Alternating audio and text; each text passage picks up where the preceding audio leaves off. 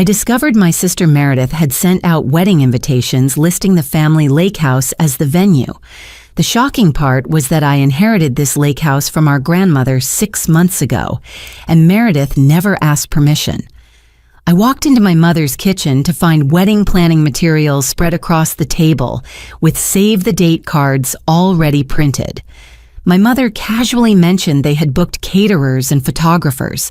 My heart raced as I realized my sister had been planning this for months behind my back.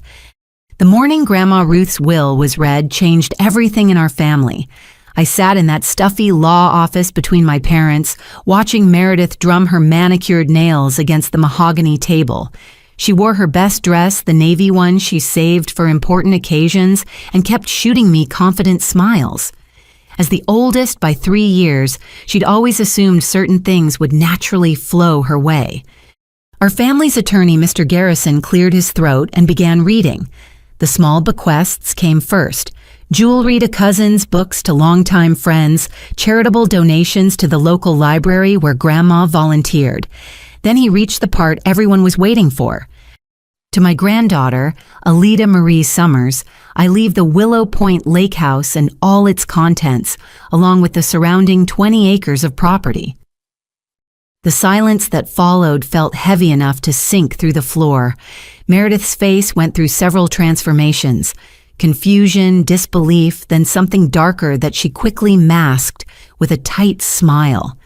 My mother Patricia gasped audibly, her hand flying to her chest.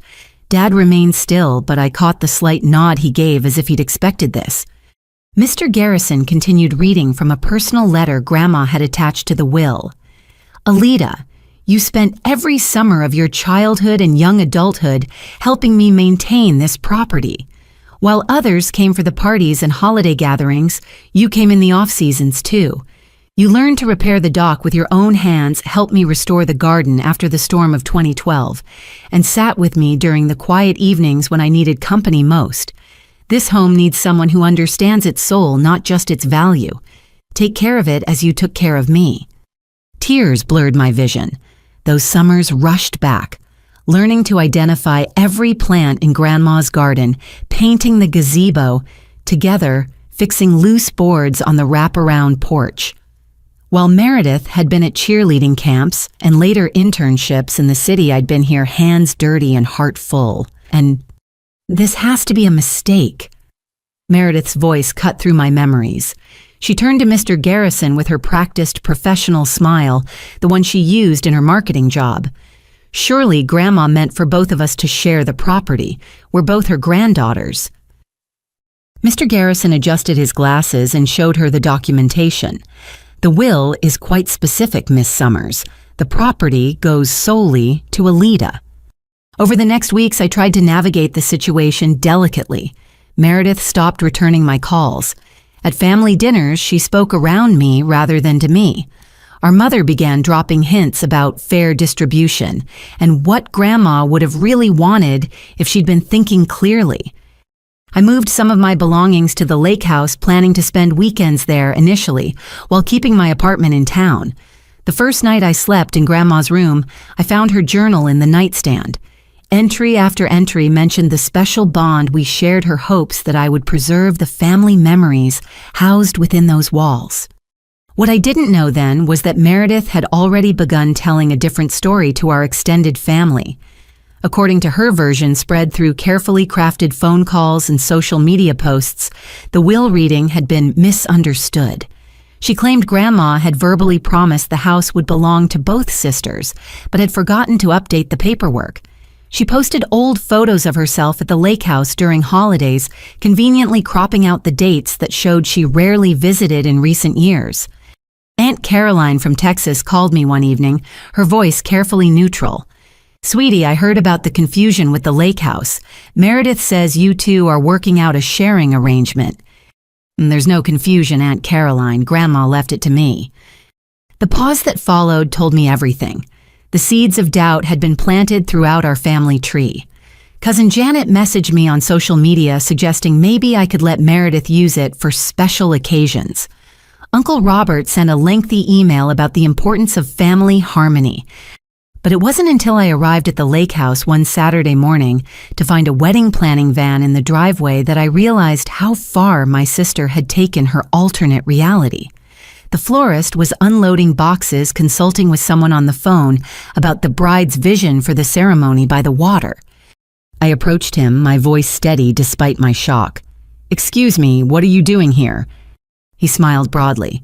"Setting up for the Summers Bradley wedding venue tour next week. Beautiful property you have here." "There's been a mistake. No wedding is planned at this location." His face fell. "But I have the contract right here. Meredith Summers June wedding, Willow Point Lake House."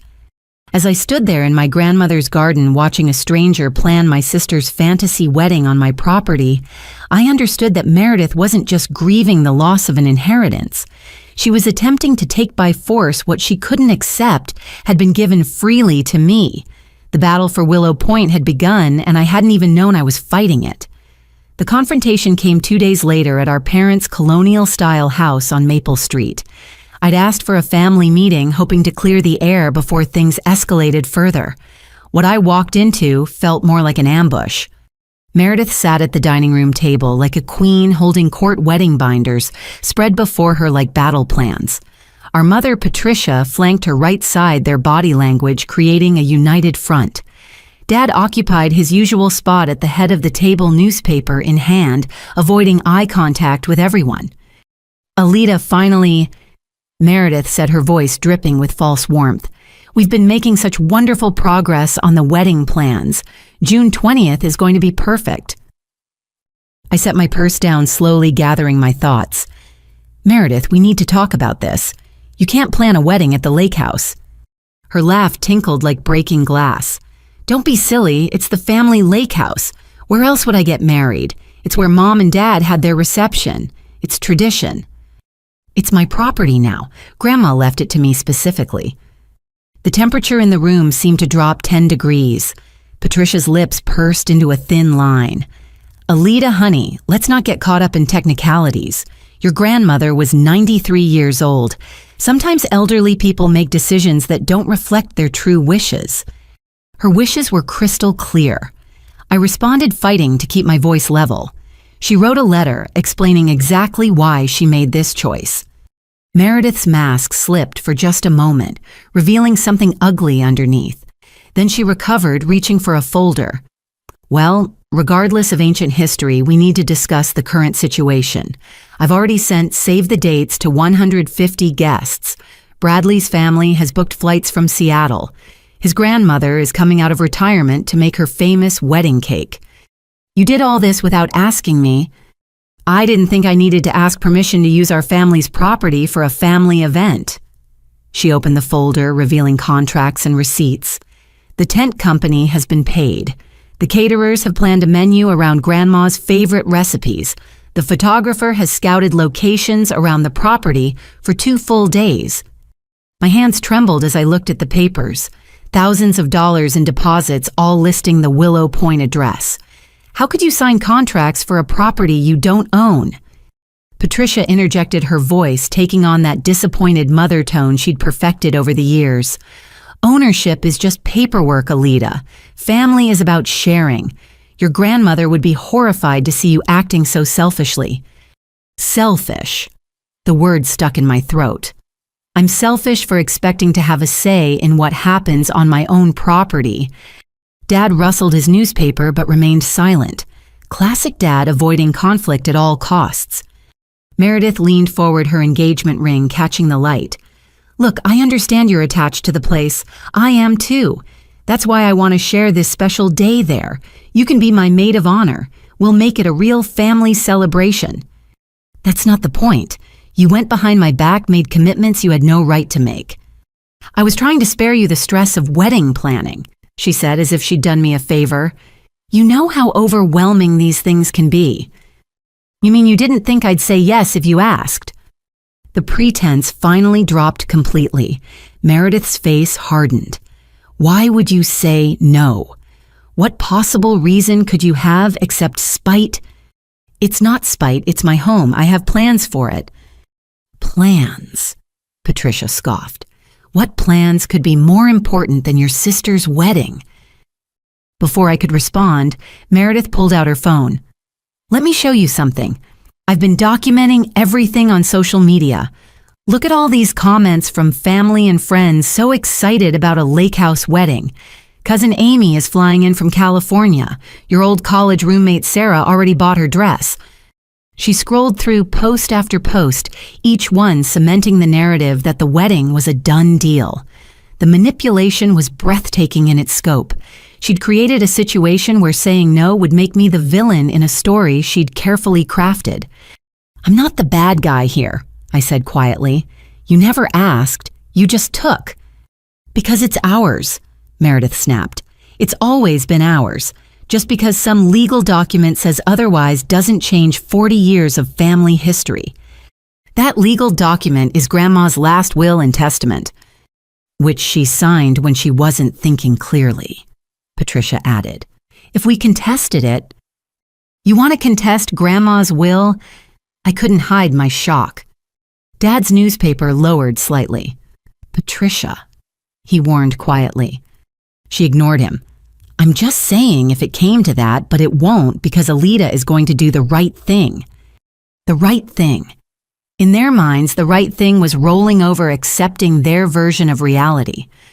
I thought about all those summers with Grandma, the promises I'd made to preserve her legacy. "I need to see all the contracts," I said finally. Meredith's eyes lit up. "Of course. Does this mean you're considering it?" "It means I need to know the full extent of what you've done." She pushed the folder across the table eagerly. As I flipped through, my heart sank. She hadn't just made a few calls. She'd signed binding contracts with penalties for cancellation. She'd used the lake house address on everything, some documents even listing her as the owner. "Meredith, you've potentially committed fraud. These contracts claim you own the property." Her smile was sharp. "Oh, that's just a misunderstanding. Vendors always assume the bride owns the venue. I didn't see the need to correct them. You need to cancel all of this immediately." "I can't do that." Her voice went syrupy sweet again. "The deposits are non-refundable. Poor Bradley's family would lose thousands. Is that really what you want?" The manipulation was masterful. She'd created a web of financial and social obligations, all designed to force my hand. I stood up, taking photos of each contract with my phone. "What are you doing?" Patricia demanded. "Documenting everything. Meredith, you have 48 hours to contact every vendor and explain the situation. Tell them the venue is no longer available." "I will do no such thing." "Then I will. And I'll make sure they know you misrepresented yourself as the property owner." The room erupted. Meredith accused me of trying to ruin her life. Patricia called me heartless. Dad's newspaper finally went down as voices rose. Through it all, I held firm even as my heart broke. This wasn't how family was supposed to be. As I headed for the door, Meredith's parting shot followed me. "You know what? Keep your precious lake house. But don't think this is over. Everyone's going to know exactly what kind of person you really are." Walking to my car, I realized the fight was escalating beyond anything I'd imagined. My sister hadn't just planned a wedding without permission, she'd declared war. 3 days after the confrontation, I was sitting in my downtown apartment scrolling through my phone during lunch break.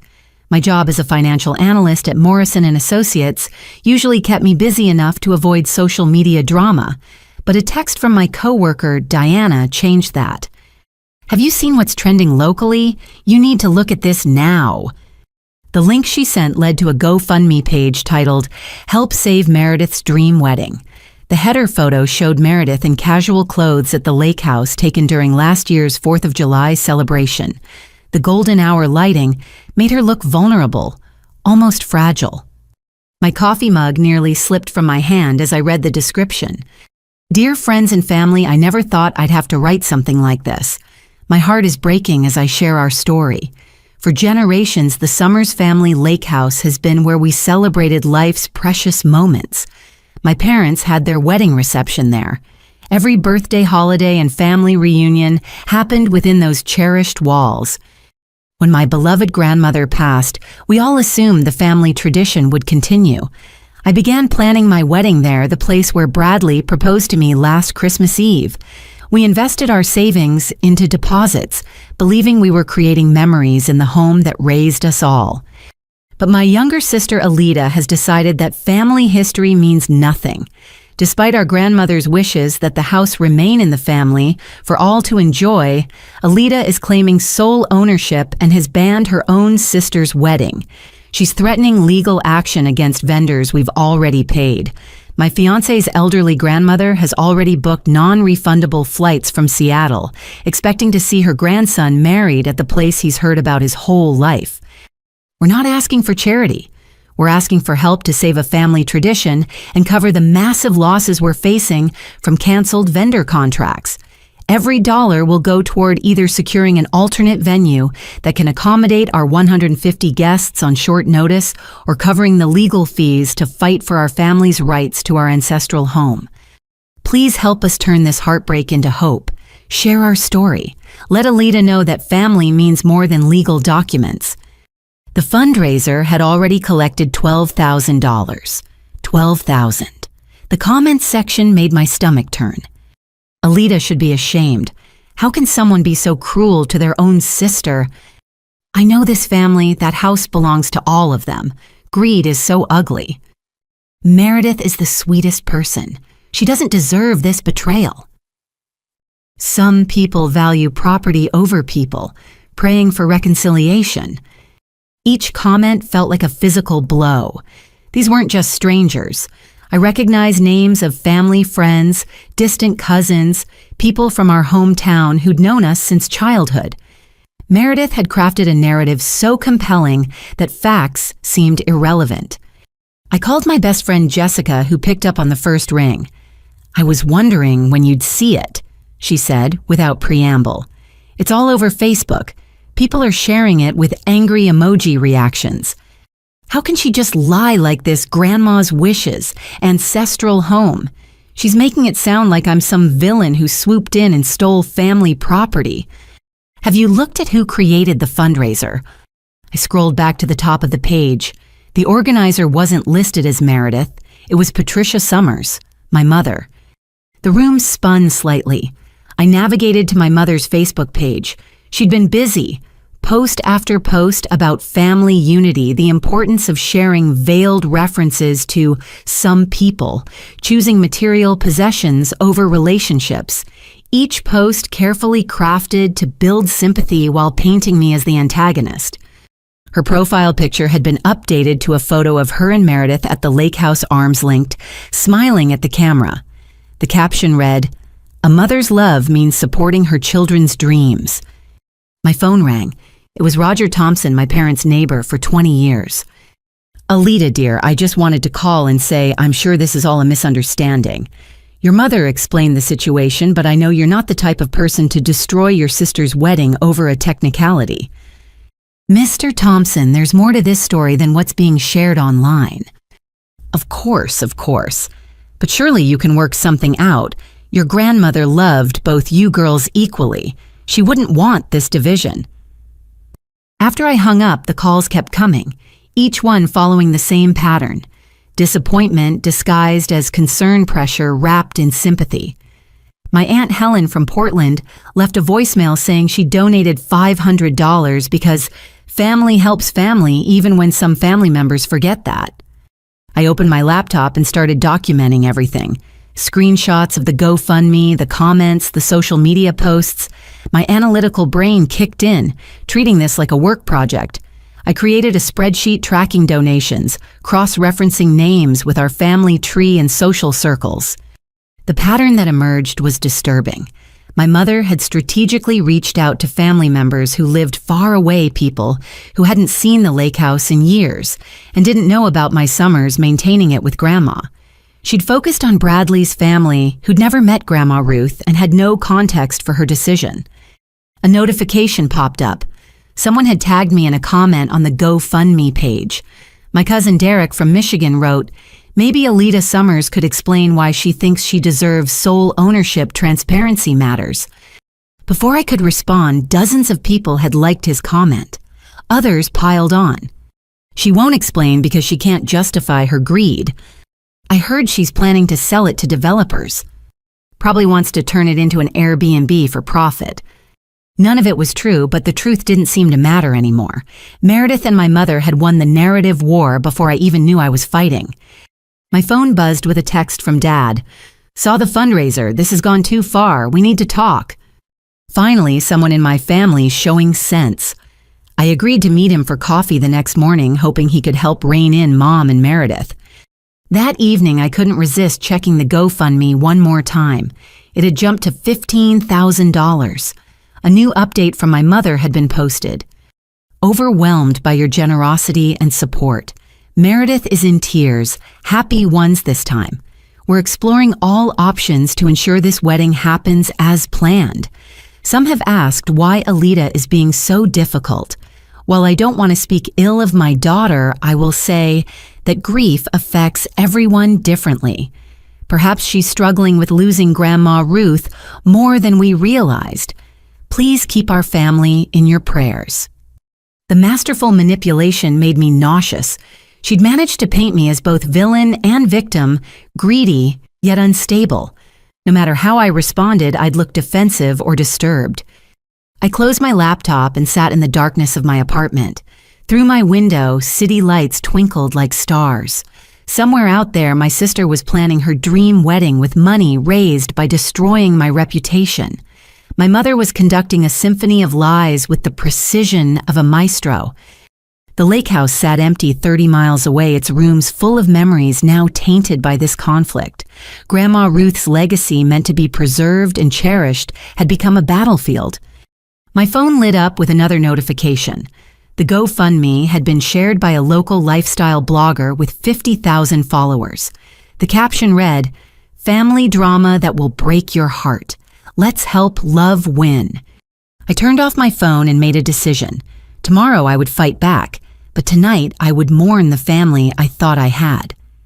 The law office of Hartley and Associates occupied the top floor of a restored Victorian building in the historic district. I arrived 15 minutes early for my appointment, using the extra time to review my documentation folder once more. Screenshots, contracts, property deeds, Grandma's will, everything meticulously organized with color-coded tabs. Elizabeth Hartley herself greeted me in the waiting area. In her early 50s, with silver-streaked hair pulled back in an elegant bun, she exuded the kind of quiet confidence that came from decades of legal victories. Jessica's cousin had recommended her as the best property lawyer in the state. "Miss Summers, I've reviewed the initial documents you sent. Let's discuss your situation in detail." Her corner office overlooked the river, morning sunlight streaming through tall windows. I sat across from her massive oak desk, noting the numerous accolades and degrees adorning the walls. This woman didn't lose cases. "Walk me through everything from the beginning," she said, legal pad at the ready. I started with the will reading, explaining Grandma Ruth's specific bequest and the letter she'd left. Elizabeth took notes in precise shorthand, occasionally asking clarifying questions. When I reached the part about Meredith's wedding contracts, she requested to see each document. "Your sister signed these as the property owner." Her eyebrows rose slightly. "Yes, some she signed as venue owner. Others list her as proprietor of Willow Point." That's fraud. Clear misrepresentation with intent to deceive. She photographed each contract with a specialized camera. These vendors entered agreements under false pretenses. They could sue her. "I don't want local businesses to suffer. They thought they were dealing with the legitimate owner." Elizabeth studied me over her reading glasses. "Your compassion is admirable, but it may be misplaced. Let me see the GoFundMe information." I handed over the printed pages, including all updates and donor comments.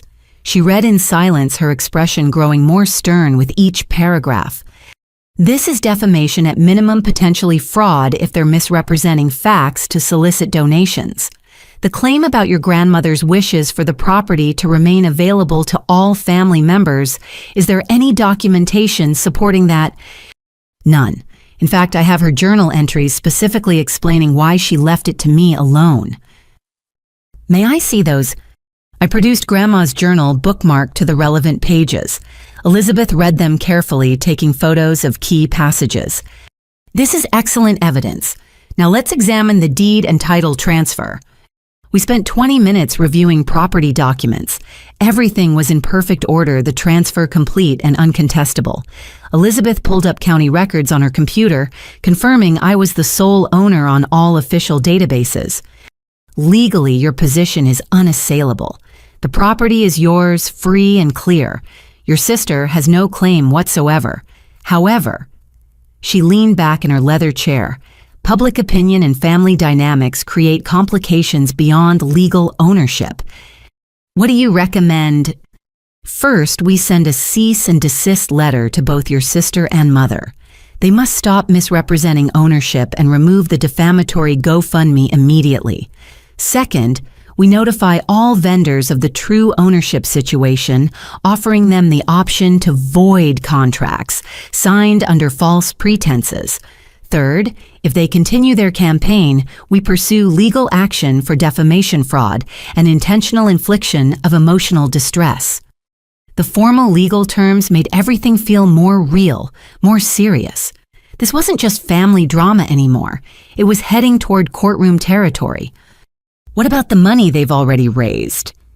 If they've collected funds under false pretenses, that's wire fraud, federal crime. They would need to return every penny or face serious consequences. She made additional notes. I'll draft the cease and desist letter this afternoon. Once they receive it, they have 72 hours to comply before we escalate. We discussed fees, timelines, and potential outcomes. Elizabeth assured me that cases this clear-cut rarely went to trial. Most people backed down when faced with legitimate legal consequences. I left her office feeling empowered for the first time since this ordeal began. The weight of having legal support, of knowing I wasn't wrong or selfish, lifted something from my shoulders. The drive to the lake house took 45 minutes through winding country roads. I needed to check on the property, make sure Meredith hadn't attempted any unauthorized visits. The familiar turn onto the private drive usually filled me with peace. Today, my hands gripped the steering wheel tighter. Something was wrong before I even reached the house. Fresh tire tracks marked the gravel drive, too many to be from my last visit. As the house came into view, my worst fears materialized. A locksmith van sat parked near the front entrance. A man in coveralls was working on the front door tools spread on the porch Grandma and I had painted together 3 summers ago. I parked quickly and approached. "Excuse me, what are you doing to my door?" The locksmith, whose shirt identified him as Gary, looked up with a friendly smile. "Just finishing up the lock change, ma'am. Should have the new keys ready in about 10 minutes. I didn't authorize any lock change. This is my property." His smile faltered. "Are you Patricia Summers?" "No, I'm Alita Summers, the property owner." Gary set down his tools slowly. "Ma'am, Patricia Summers called yesterday, said she was the property manager and needed emergency lock changes after a break-in. She showed me management paperwork and everything." My blood ran cold. "What paperwork?" He retrieved a folder from his van showing me an official-looking property management agreement between Patricia Summers and the Willow Point Estate. The signature line showed my name, but it wasn't my handwriting. The forgery wasn't even particularly good. "This is forged. I never signed any management agreement. My mother has no authority here." Gary's face went pale. "Oh man, I had no idea. She seemed so legitimate, knew all about the property, even told me stories about family gatherings here." "Did you already change the locks?" "Just the front door. Was about to start on the back." He began packing up his tools immediately. "I'm so sorry. I'll reverse everything right now, no charge. I can't believe I got caught up in family drama." While he worked to restore my original locks, I called Elizabeth Hartley. She listened to the developments with professional calm that belied the seriousness of the situation. "Document everything. Get a written statement from the locksmith. This is breaking and entering, attempted theft of property and forgery. Your mother just committed multiple felonies." After Gary left profusely apologizing and providing a detailed written account of my mother's deception, I walked through the house. Everything appeared untouched, but the violation felt profound. The home that had been my sanctuary now felt exposed, vulnerable. I installed security cameras that afternoon, paying extra for same-day installation. The technician, sensing my urgency, worked quickly and efficiently. By evening, I could monitor every entrance from my phone. As sunset painted the lake in shades of gold and crimson, I sat on the dock where Grandma and I used to fish. The cease and desist letter would be delivered tomorrow. The locksmith's statement would be added to my legal file. The security cameras would record any future attempts at intrusion. But what they couldn't capture was the ache in my chest, the grief of watching my family choose deception over truth, manipulation over love. Grandma Ruth had left me more than property. She'd left me a test of character, one that was costing me everything except my integrity. My phone buzzed with a notification from the security system. A car had pulled into the driveway. Through the camera feed, I watched my mother and Meredith get out, keys in hand, approaching the front door. The lock they thought they'd changed wouldn't work. Their confusion, then anger, was visible even in the grainy footage. I stayed on the dock, letting them discover their scheme had failed. Tomorrow they would receive Elizabeth's letter. Tonight I would watch the sun set over the water and remember why this place was worth fighting for. The cease and desist letter had been delivered for exactly 4 days when the family cavalry arrived. I was working from home analyzing quarterly reports for Morrison and Associates when my doorbell rang. Through the peephole, I saw Aunt Caroline from Texas, her perfectly styled blonde hair, unmistakable even through the distorted view. I opened the door to find not just Caroline, but a small delegation. Uncle Robert from Chicago stood behind her along with my mother's sister, Diane, from Philadelphia. They'd coordinated a full intervention. Alida honey. Caroline swept in without invitation, her Texas drawl thicker than usual. We need to have a family discussion about this unfortunate situation. They filed into my living room like a jury taking their seats. Caroline claimed the center of my couch designer handbag placed strategically beside her. Robert chose my reading chair while Diane perched on the ottoman, creating a semicircle of judgment. Can I get anyone coffee? I offered buying time. This isn't a social visit, Robert said, his banker's voice cutting through pleasantries. We're here because this family is tearing itself apart. Caroline pulled out her iPad, swiping to reveal screenshots of the GoFundMe page. $28,000, Alida. People have donated $28,000 because they believe in family unity. Doesn't that tell you something? It tells me that Meredith and Mom are excellent at manipulation. Diane clutched her pearls literally. How can you speak about your mother that way? Patricia is beside herself. She called me crying every night this week. Did she mention she committed forgery and tried to break into my house? She was trying to preserve family harmony, Caroline interjected smoothly. Sometimes we have to take unusual steps to protect the people we love from themselves. The condescension in her voice made my jaw clench.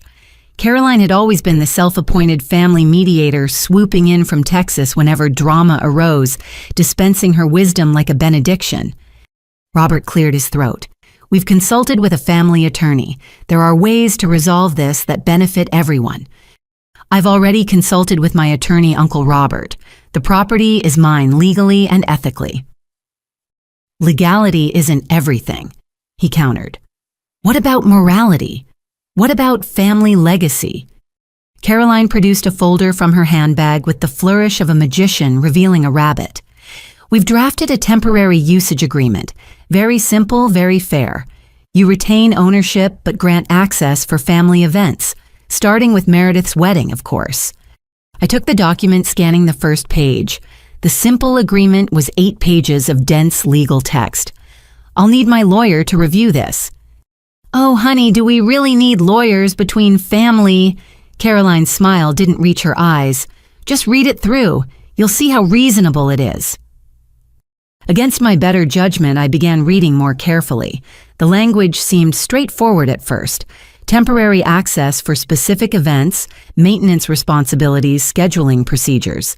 Then I reached page 4. Hidden in a subsection about traditional family usage rights was language that would grant Meredith and my mother historical claim considerations and equitable access in perpetuity. Further down, buried in definitions, these terms were expanded to include partial ownership claims based on established usage patterns. This would give them legal grounds to claim partial ownership, I said, looking up at their expectant faces. That's not what it says at all, Diane protested. It simply acknowledges the family's historical connection to the property. By establishing a legal precedent for ownership claims, I may not be a lawyer, but I'm a financial analyst. I know how to read contracts. Robert's face flushed. You're being paranoid. We're trying to help you save your family relationships. By tricking me into signing away my rights, Caroline sighed dramatically. I flew all the way from Houston for this. George had to cancel his golf tournament. We're here because we care about this family's future. Then why aren't you at Meredith's apartment asking her why she committed fraud?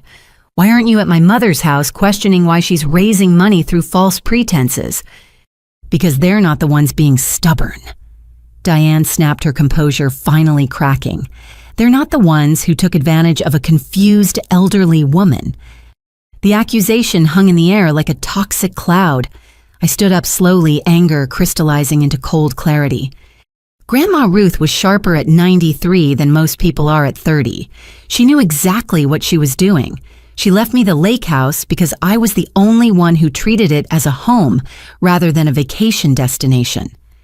You poisoned her against the rest of us, Caroline said, her mediator mask slipping. All those summers playing the devoted granddaughter, while the rest of us had actual lives and careers. I had a life and career too. I just chose to spend my vacation time with her instead of on cruises and European tours. Robert stood as well, using his height advantage to try to intimidate. Sign the agreement, Alita, or this family will never forgive you. This family has already shown me their true colors. Forgiveness seems irrelevant at this point. My phone rang, saving me from whatever response was coming. Elizabeth Hartley's name appeared on the screen. I need to take this, it's my attorney. Of course it is, Caroline muttered. I stepped into my bedroom, closing the door firmly. Elizabeth, your timing is perfect. I'm calling because there's been a development.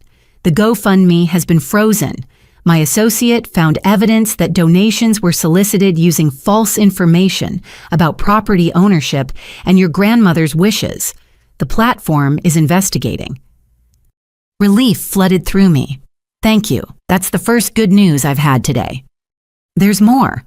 3 of the wedding vendors have already voided their contracts after learning about the ownership fraud. They're willing to testify if needed. When I returned to the living room, my relatives were huddled in whispered conference. They broke apart as I entered their faces, showing they'd been plotting. I won't be signing any agreements today, I announced, or any other day. The lake house remains solely mine as Grandma intended. Caroline gathered her things with sharp movements. You're making a terrible mistake. Family is forever, Alita. Property is just things. Then why are you all so desperate to take this thing from me? Robert helped Diane to her feet, his expression dark. We tried to do this the easy way. Remember that. Is that a threat? It's a promise that actions have consequences, he said. You're not the only one who can hire lawyers. They left in a cloud of indignation and expensive perfume. I locked the door behind them and leaned against it, exhausted. The easy way. As if there had been anything easy about this from the beginning. My laptop dinged with an email notification. Caroline had already sent a group message to what appeared to be our entire extended family. Dear family, we attempted to mediate the lake house situation today, offering Alida a more than fair compromise. She refused to even consider it. It's clear that greed has overtaken family loyalty. We support Patricia and Meredith during this difficult time and encourage everyone to contribute to their legal fund. Some battles are worth fighting. The replies started immediately, each one a dagger. So disappointed in Alida. Money changes people. Poor Meredith to be betrayed by her own sister. I'm doubling my GoFundMe donation. I closed the laptop and poured myself a glass of wine. Outside my apartment window, life continued normally. People walked, dogs, joggers passed by, the world spun on. But inside my family, everything had shifted, perhaps permanently. My phone buzzed with a text from my father. Heard about Caroline's visit. Stay strong. Truth matters, even when it's inconvenient. One ally in a sea of adversaries. I held on to his words like a life preserver, knowing the storm was far from over. The security alert came through at 7:43 on a Thursday morning. I was in my kitchen, coffee half raised to my lips, when my phone erupted with notifications. Multiple motion detections at the lake house, vehicle alerts, unrecognized persons on property. I opened the camera app with trembling fingers. What I saw made me drop my mug, ceramic shattering against the tile floor, coffee spreading like a dark omen. 3 construction vehicles had pulled into the lake house driveway. Workers in hard hats were unloading equipment. A massive flatbed carried what looked like sections of a dance floor. Another truck bore the logo, Enchanted Events, making dream weddings reality. I grabbed my keys and laptop, calling Elizabeth Hartley's office as I ran to my car. Her assistant put me straight through. They're at the house. Construction crews. They're setting up for the wedding. Don't confront them alone. I'm sending my investigator to document everything. Get there, but stay in your vehicle until he arrives. The 30-mile drive felt like 300. I pushed the speed limit, my hands white-knuckled on the wheel, watching through my phone at red lights as strangers trampled through Grandma's gardens. When I arrived, the transformation was already underway. A man with a clipboard directed workers like a battlefield general. They'd driven stakes into the historic garden beds for tent anchoring. Someone was using a power drill on one of the heritage oak trees, installing what looked like lighting fixtures. I parked at the property line and stayed in my car as instructed, documenting everything with my phone camera. Each violation felt like a physical assault. Those gardens had been Grandma Ruth's pride, cultivated over 60 years. The oak tree was over 200 years old, one of the reasons my grandparents had bought the property in 1968. A familiar silver Mercedes pulled up beside the construction vehicles. Meredith stepped out wearing a flowing sundress and oversized sunglasses, looking every inch the bride-to-be, overseeing her domain. Bradley followed, his polo shirt crisp despite the morning humidity. She gestured animatedly at the workers pointing toward the lake, where they'd apparently planned to build a platform extending over the water. No permits, no permissions, just destruction disguised as celebration. Elizabeth's investigator arrived in an unmarked sedan. Marcus Webb was a former police detective, his presence immediately authoritative. He approached me with professional calm. "Miss Summers, I'll need you to stay here while I document. Don't engage with anyone, no matter what they say or do." He moved methodically through the chaos, taking photos, making notes, recording video. His presence went unnoticed for approximately 10 minutes before Meredith spotted him. The confrontation was immediate.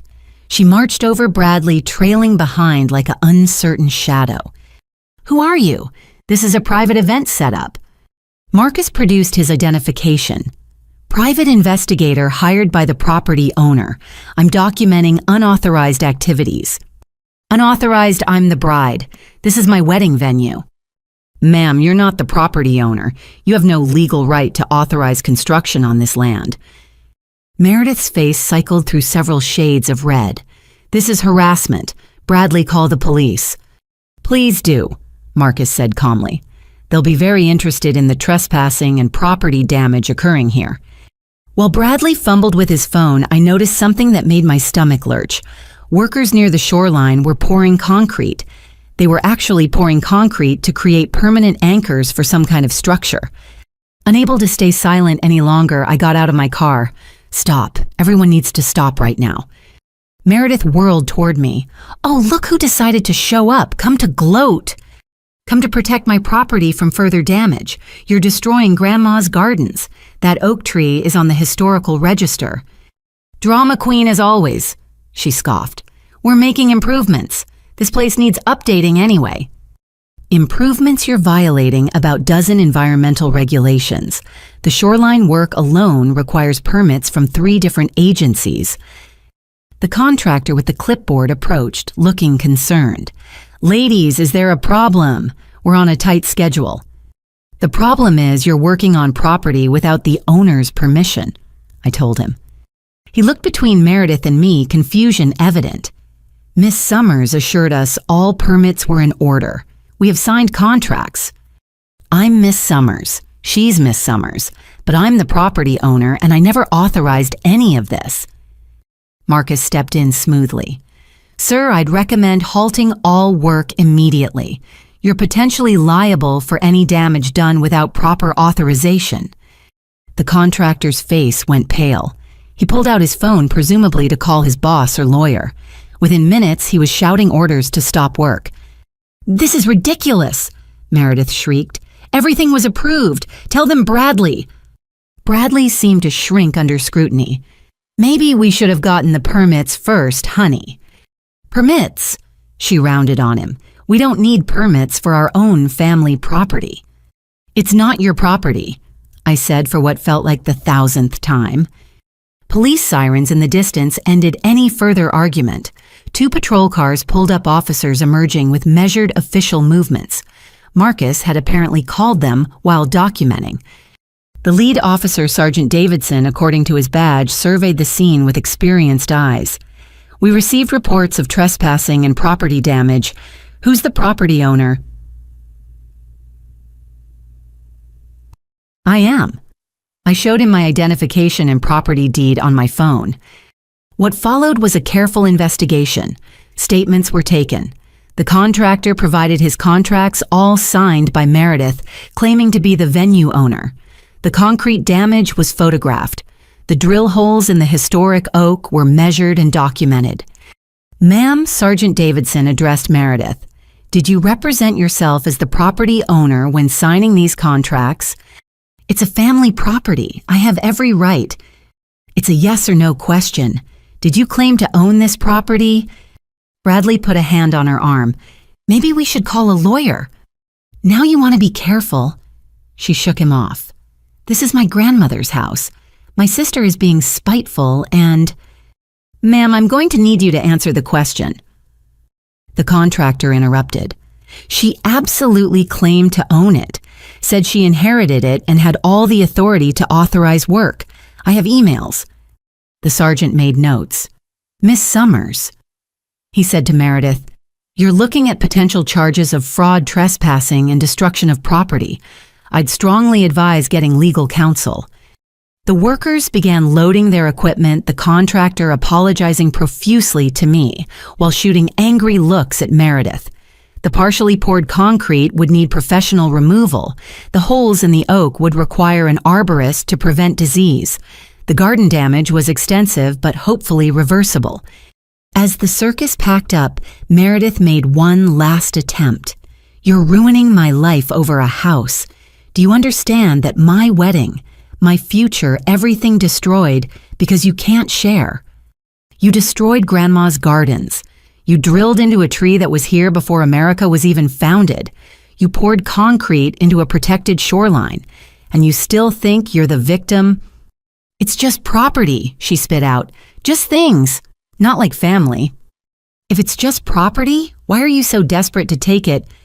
Marcus stepped between us. Miss Summers, he said to me. We have everything we need. I'd recommend leaving now. As I walked to my car, I heard Meredith on the phone, her voice carrying across the violated landscape. Mom, you need to call the lawyer. The police are here. Alita called the police on her own sister. The twist, the reframing, the eternal victimhood. I drove away from the wounded property, knowing the cleanup would be expensive and time-consuming. But worse than the physical damage was the realization that my sister saw destruction as her right, that she felt entitled to destroy what she couldn't control. Behind me, the lake house stood patient and enduring, scarred but not broken. Like me, it would heal. But some damage once done leaves marks that never quite fade. The meeting with Judge Harrison took place in a small conference room at the county courthouse. Elizabeth Hartley sat beside me, our case files arranged with military precision. Across from us, the court clerk prepared to record the emergency restraining order hearing. "Your Honor," Elizabeth began, "we're seeking immediate protection for my client and her property. The documentation shows a clear pattern of escalating harassment, trespassing, and property destruction." Judge Harrison, a woman in her 60s with sharp eyes behind wire-rimmed glasses, reviewed our evidence methodically. Photos of the garden destruction, the forged property management agreement, screenshots of the defamatory GoFundMe, the contractor's statement about Meredith's fraudulent claims, Marcus Webb's detailed report. "This is quite comprehensive," the judge noted. "The property damage alone is substantial. What are you seeking?" "A restraining order preventing Meredith Summers and Patricia Summers from coming within 500 feet of the Willow Point property," Elizabeth stated. "Also prohibition of any contact with vendors or contractors regarding the property and cessation of all defamatory online content." The judge made notes. "Given the evidence, I'm granting a temporary emergency order effective immediately. The formal hearing will be scheduled within 2 weeks. Make sure both respondents are properly served." Relief washed over me as she signed the order. Finally, legal protection with real consequences. "Thank you, Your Honor," I managed. "Miss Summers." Judge Harrison looked at me directly. "I see a lot of family disputes. Few escalate to this level of property damage and fraud. Please be careful. Sometimes restraining orders escalate situations before they improve them." Her warning proved prophetic. The process server delivered the restraining orders that afternoon. By evening, my phone was exploding with messages from family members. I let them all go to voicemail, focusing instead on coordinating with the restoration company Elizabeth had recommended. The next morning, I met with David Chen from Historical Property Restoration. He walked the damaged areas with me, his expression growing more grave with each violation. "The oak tree is my biggest concern," he said, gently examining the drill holes. "At 200+ years old, any damage could introduce disease or weaken the structural integrity. I'll need to bring in our arborist specialist." "Can it be saved?" "We'll do everything possible.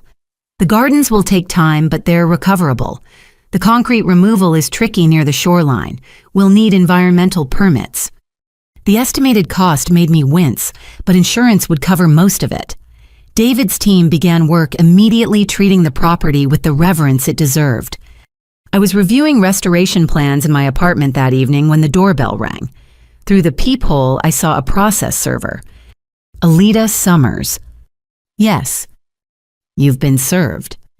The thick envelope contained a lawsuit, Patricia Summers versus Alita Summers. My hands shook as I read the claims: intentional infliction of emotional distress, elder abuse, breach of fiduciary duty, interference with family relations.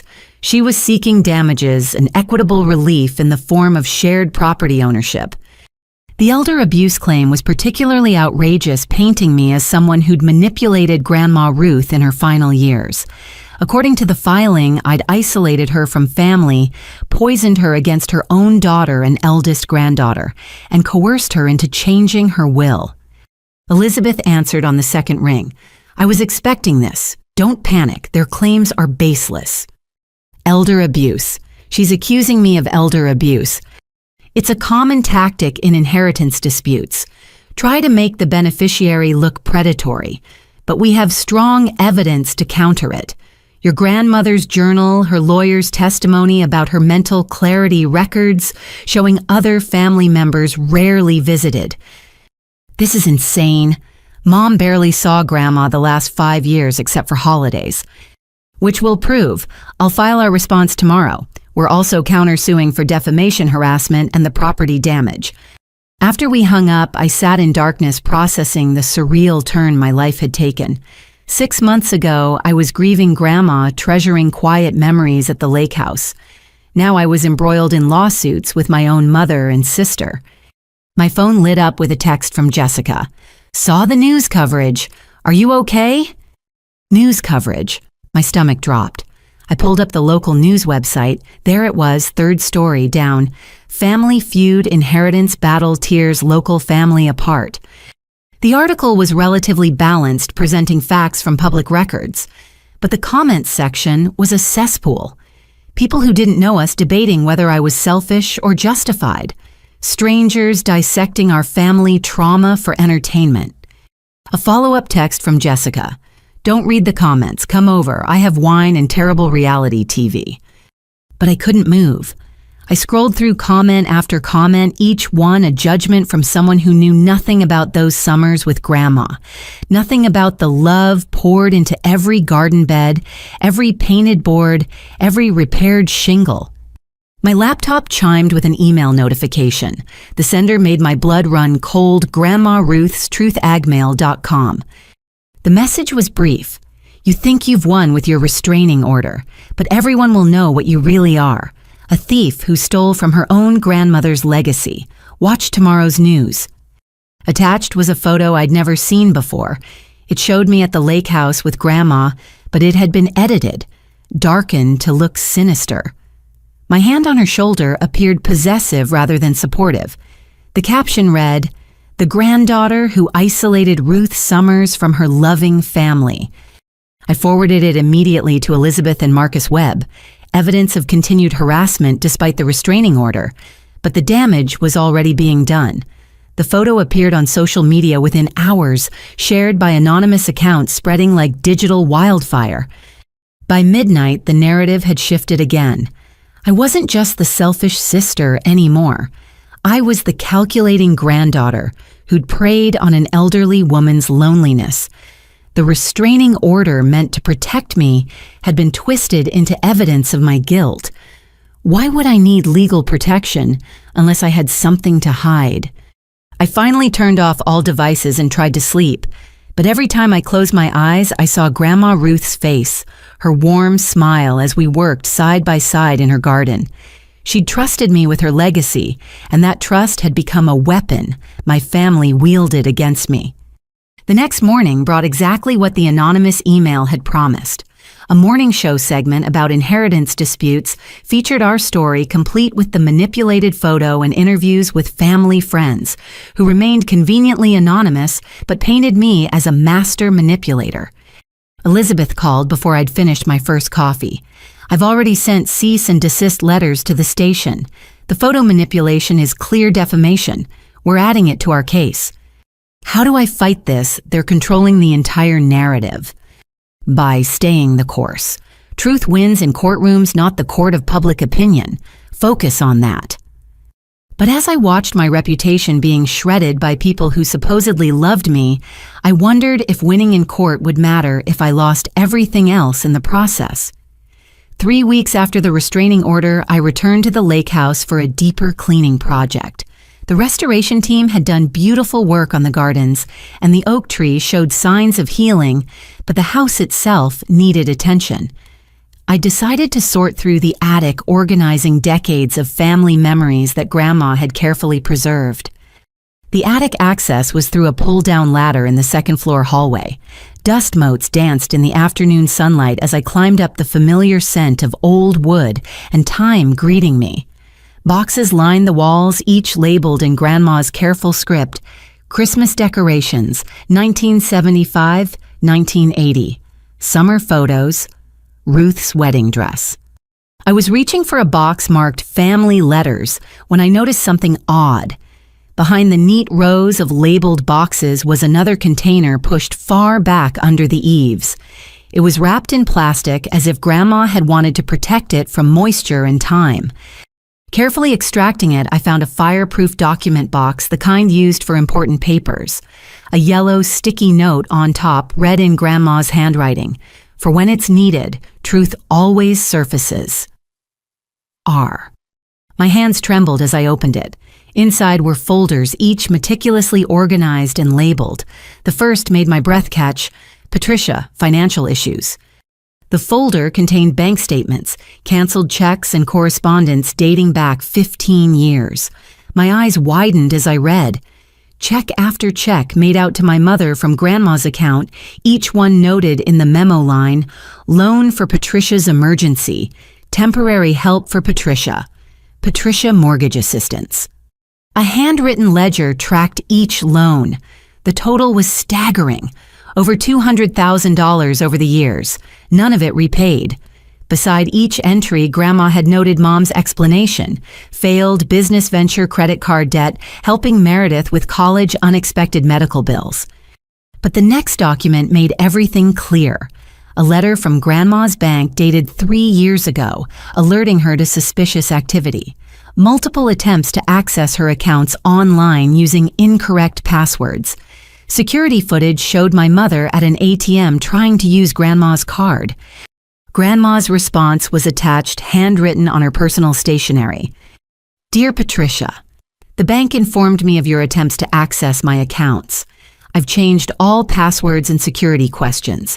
Your financial struggles pain me, but stealing from your mother is beneath the daughter I raised. The help I've given you over the years was offered with love, never expecting repayment. But trying to take more without asking has broken something between us. I'm documenting everything now on my lawyer's advice. Not to punish you, but to protect myself. I pray you find a better path. Your disappointed mother, Ruth. The next folder was labeled Meredith Expectations. Inside were email printouts between Meredith and her college friends, messages she'd apparently sent from Grandma's computer during a visit and forgotten to delete. They painted an ugly picture. Grandma's getting up there in years. Mom says the lake house is worth at least $2 million now. Split between us, that's a nice cushion for my future. Already planning the renovations, going to tear out all that dated garden nonsense and put in a modern entertainment space. Mom's working on her. Old people are easy to influence if you know their buttons. A printed screenshot showed a text conversation between Meredith and our mother. Meredith, how did the guilt trip go? Patricia, she's stubborn. Keeps saying the house should go to whoever loves it most. Meredith, then we make sure she sees me loving it. I'll visit more, pretend to care about her boring garden stories. Patricia, good. Alita can't inherit everything just because she wastes her summers playing nursemaid. My stomach churned. But the final document in that folder was Grandma's analysis, written in her careful hand. Meredith visited 4 times this year. Each visit lasted less than 24 hours. She spent most of the time on her phone planning her next vacation. When I asked her to help me transplant the roses, she said she had a manicure appointment. The lake house is a commodity to her, not a home. She doesn't see the sunrise reflecting off the water or hear the loons calling at dusk. She sees dollar signs and Instagram opportunities. My heart breaks for the grandchild she could have been. The third folder nearly undid me. Alita, the true heir. Inside were photos, spanning 20 years. Me at 12, covered in mud, helping Grandma build the raised garden beds. At 16, on the roof with Grandpa, learning to replace shingles. At 22, sitting with Grandma after Grandpa's funeral, our hands clasped as we watched the sunset. Years of birthday cards I'd sent her, each one saved. Printouts of emails where I shared my daily life, asked for advice, sent her photos from my travels. A journal entry from 5 years ago. Alita called today as she does every Wednesday. Patricia only calls when she needs money. Meredith only calls on holidays, and even then it feels obligatory. But Alita calls because she cares.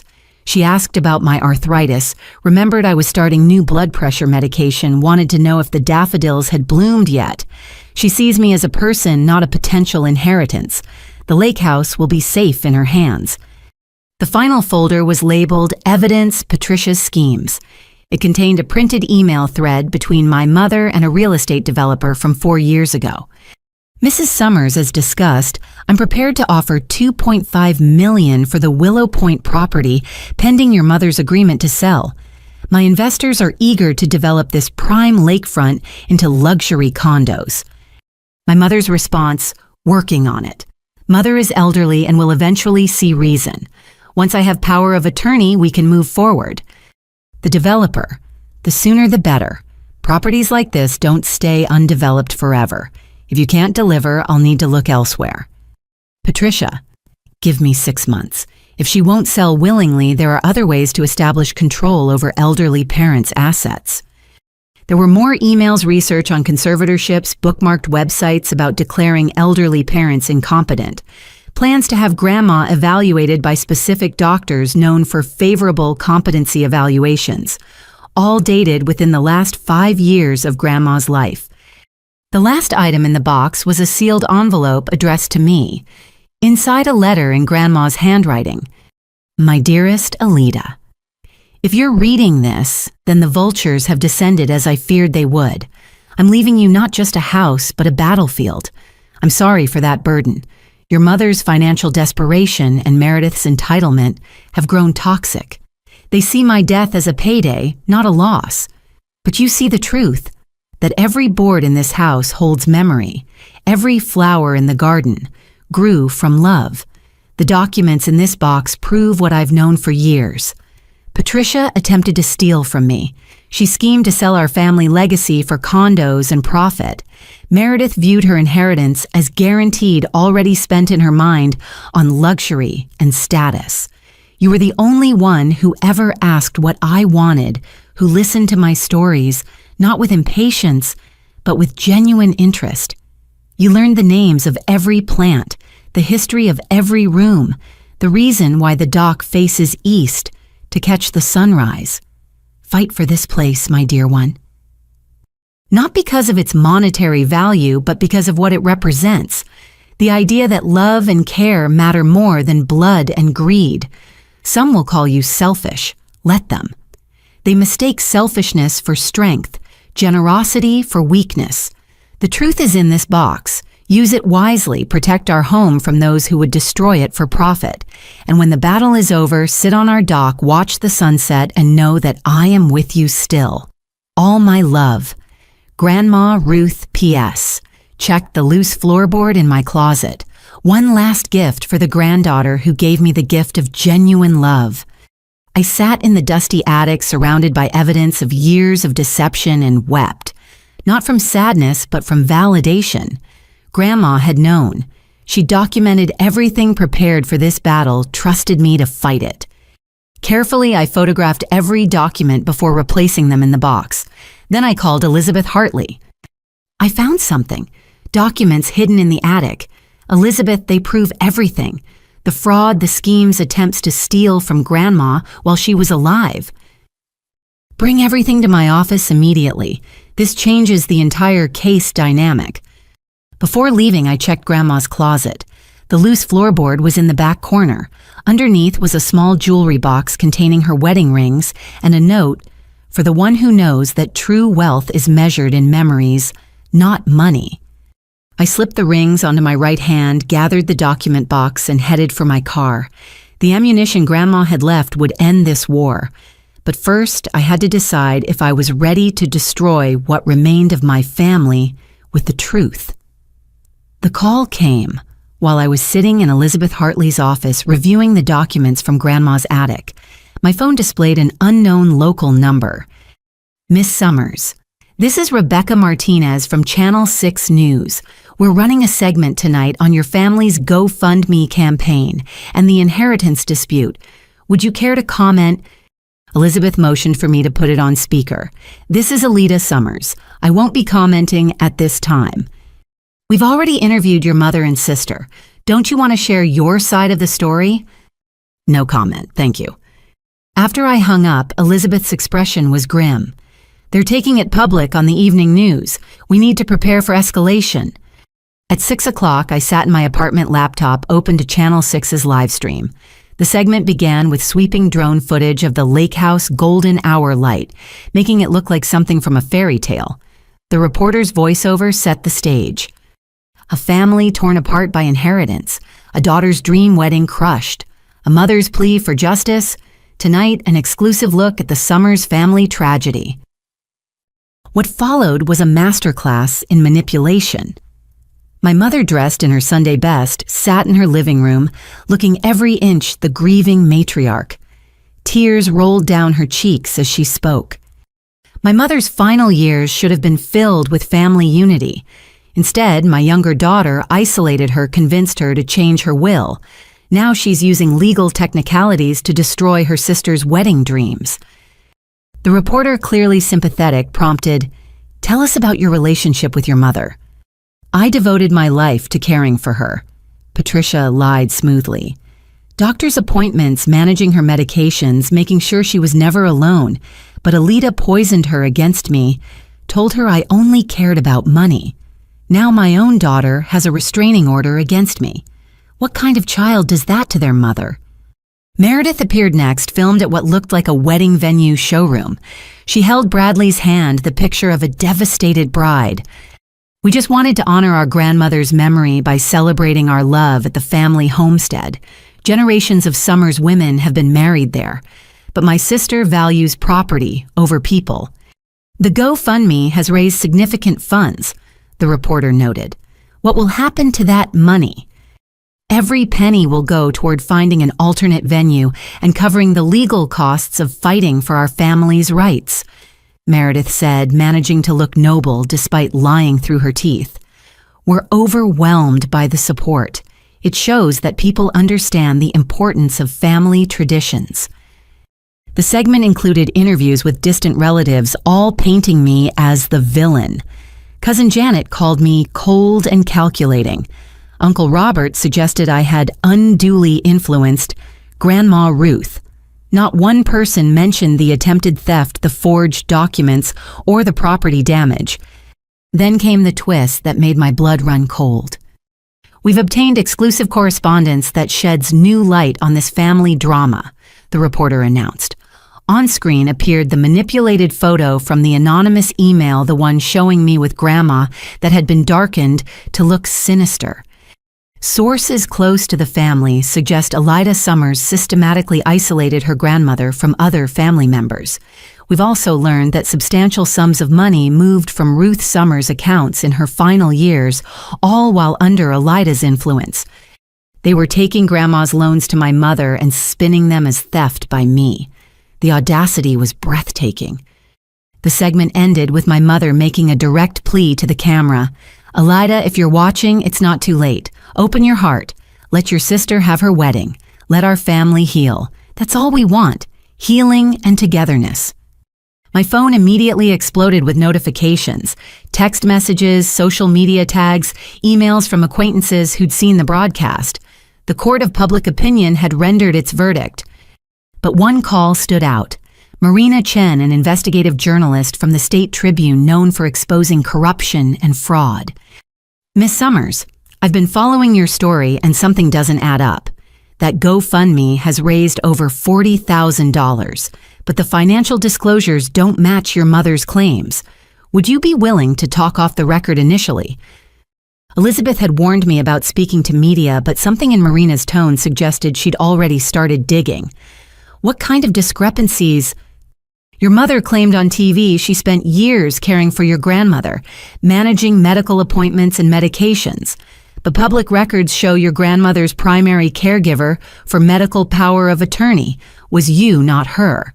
She also claimed financial hardship, but property records indicate she owns rental properties worth considerable money." My pulse quickened. "You've been investigating—" "I always investigate before running inheritance dispute stories. Too many scammers use family drama to fundraise. Can we meet?" I looked at Elizabeth, who nodded slowly. "My attorney will need to be present." "Of course. How about tomorrow morning?" That night I couldn't concentrate on anything. The news segment played on repeat online, gathering views and comments. The narrative was solidifying. I was the greedy daughter who'd stolen an inheritance and destroyed her sister's dreams. Around 10 o'clock, Marcus Webb called. "Alita, I've been monitoring online activity around your case. There's something you should know. The GoFundMe isn't the only fundraising happening. Your mother has started a separate legal fund through her church, claiming religious persecution because you won't let them hold a sacred ceremony at the family property." Religious persecution. A wedding isn't a religious requirement. She's being creative with the truth. Also, I traced some of the anonymous social media accounts spreading that manipulated photo. They link back to IP addresses associated with your mother's rental properties. She's running a coordinated campaign. The next morning, Marina Chen arrived at Elizabeth's office with a stack of research that would have impressed the FBI. Financial records, property deeds, medical documents, interview transcripts. She'd done her homework. Here's what I've found. She began spreading papers across the conference table.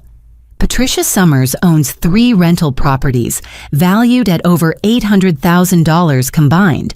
She's collected approximately $60,000 in rent this year alone, yet the GoFundMe claims financial hardship. She pulled out another document. Meredith Summers works in marketing at a firm that specializes in social media manipulation and viral campaigns. Her colleagues have been actively sharing and promoting the GoFundMe using company resources. That explains the sophisticated media strategy, Elizabeth murmured. Marina continued. But here's the smoking gun. I found records of your grandmother attempting to file charges against your mother for financial elder abuse 2 years ago. The case was dropped when your grandmother decided not to pursue it, but the initial report is damning. She showed us the police report. Grandma had reported unauthorized withdrawals, forged checks, and attempts to access her investment accounts. The investigating officer had noted clear evidence of financial exploitation, but couldn't proceed without the victim's cooperation. Why didn't Grandma follow through? I asked, though I suspected the answer. According to the officer's notes, she was afraid of destroying her family. She hoped her daughter would stop on her own. Marina's expression was sympathetic. Elder abuse victims often protect their abusers, especially when they're family. What are you planning to do with this information?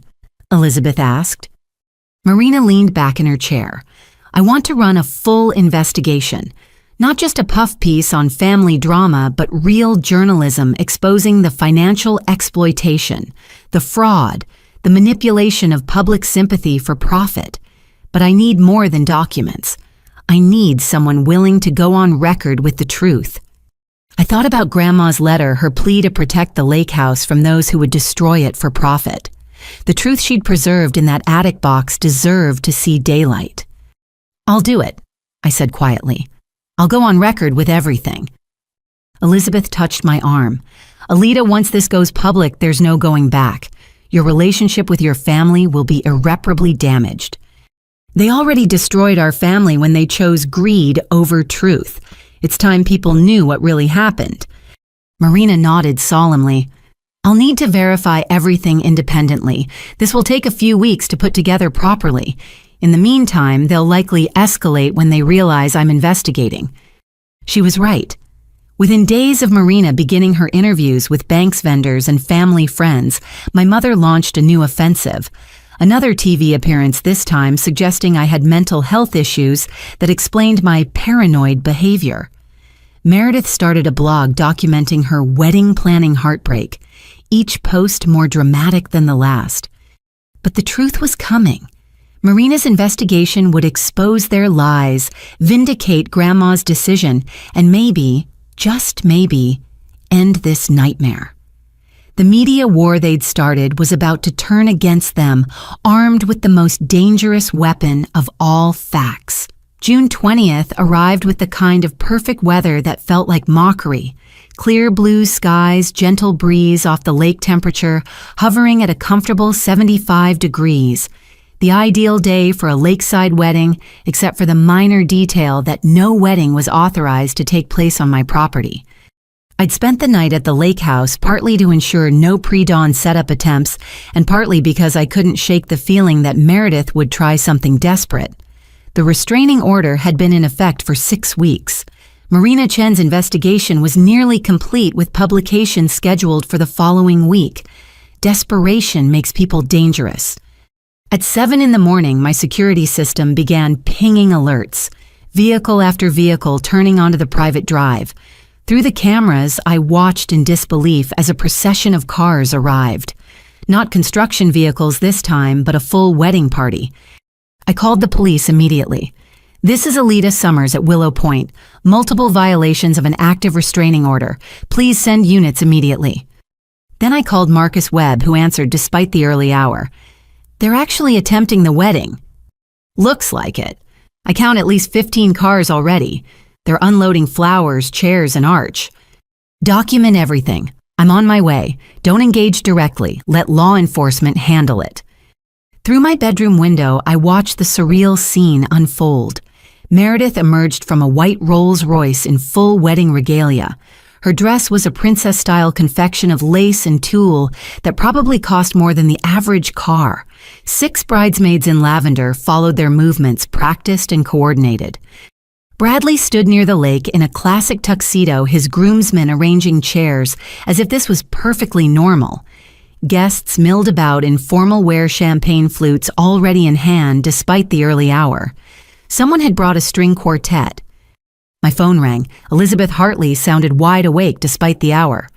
Police are en route. Stay inside, doors locked. This is clearly criminal trespass. They're acting like the restraining order doesn't exist. They're betting you won't have your own sister arrested on her wedding day. Don't let emotion override law. She's made her choice. Through the security feed, I saw my mother directing photographers, pointing out angles that would best capture the lake house in the background. The manipulation was breathtaking. Create the wedding photos, first establish the narrative, deal with consequences later. Meredith approached my front door, bouquet in hand. She knocked, then spoke loudly enough for her audience to hear. "Alida, it's your sister. It's my wedding day. Whatever has happened between us, we're family. Please don't ruin the most important day of my life. Open the door. Be my maid of honor like we always planned as little girls." The performance was Oscar-worthy. Several guests wiped away tears. The photographer captured every moment. I remained silent, knowing any response would be twisted. "I forgive you," Meredith continued, her voice carrying across the lawn. "For the restraining order, for the lawyers, for everything. Today is about love conquering all. Please, Alida, let love win." A bridesmaid I recognized as Meredith's college roommate, Sarah, approached with a phone live streaming. Alida Summers is hiding inside while her sister begs for family unity. How heartless can someone be? The narrative was being crafted in real time. I was the cruel sister who wouldn't even open the door on the wedding day. The restraining order, the fraud, the property damage, all erased by the image of a bride in tears on what should be her happiest day. Police sirens in the distance changed the atmosphere immediately. Guests looked around nervously. Bradley's expression shifted from confident to concerned, but Meredith doubled down, raising her voice. "Call off the police, Alida. Don't arrest your own sister at her wedding. I'm not hurting anyone.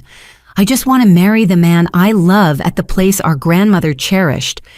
4 patrol cars pulled up, officers emerging with practiced efficiency. Sergeant Davidson, who'd responded to the construction incident, surveyed the scene with weary recognition. "Folks, this is private property with active restraining orders. Everyone needs to leave immediately." Meredith turned to face the officers, her performance shifting to tragic heroine.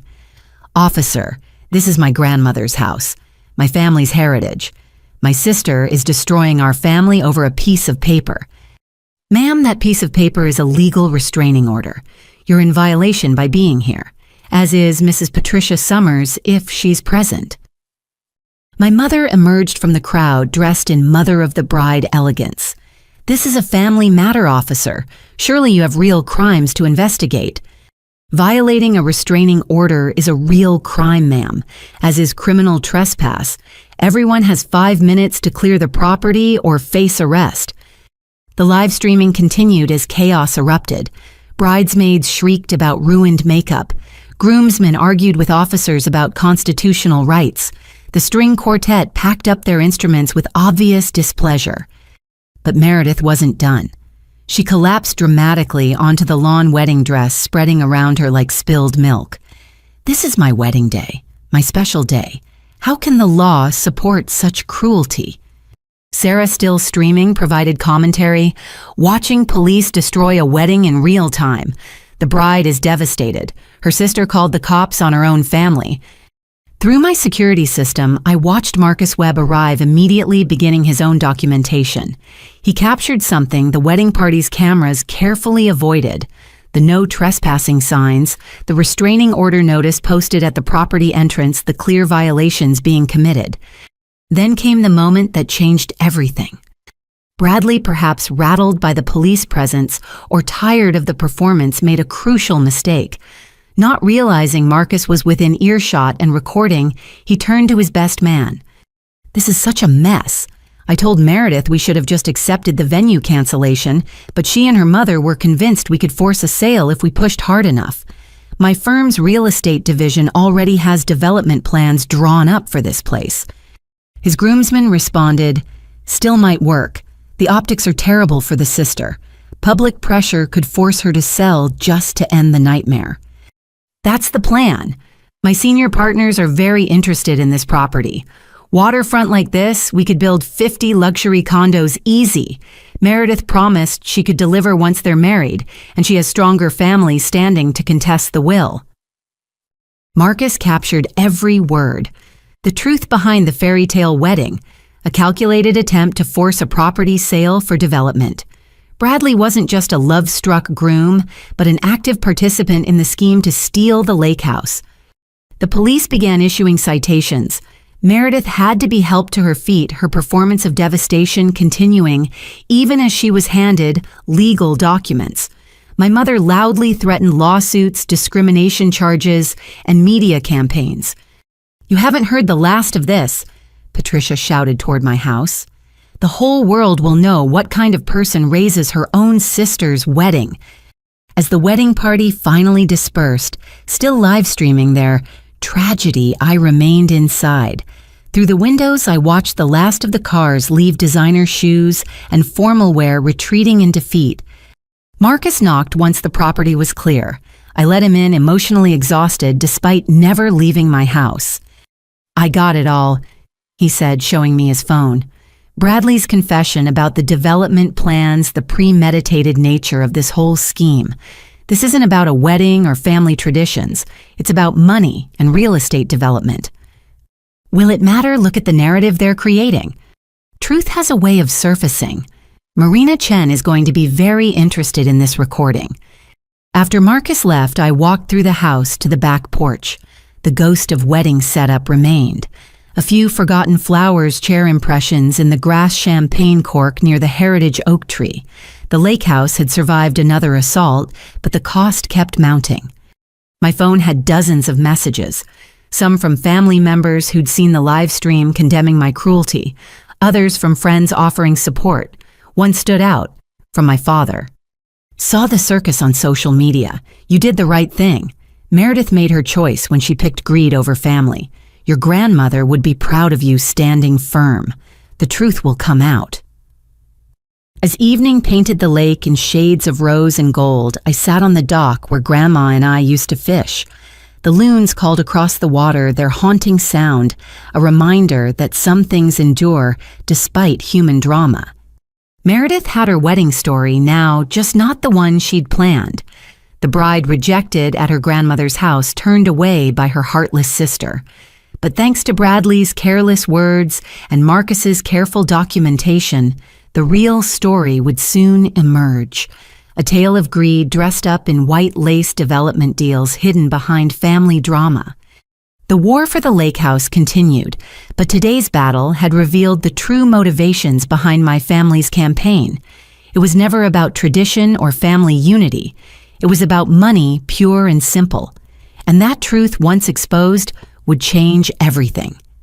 Elizabeth Hartley's conference room had become my second home over the past months, but today felt different. Today we weren't playing defense anymore. Spread across the polished table were transcripts of Bradley's recorded confession, Marina Chen's preliminary investigation findings, and a thick folder labeled Countersuit Documentation. Bradley's statement changes our entire legal position. Elizabeth explained, her voice carrying the satisfaction of a chess player, seeing checkmate 5 moves ahead.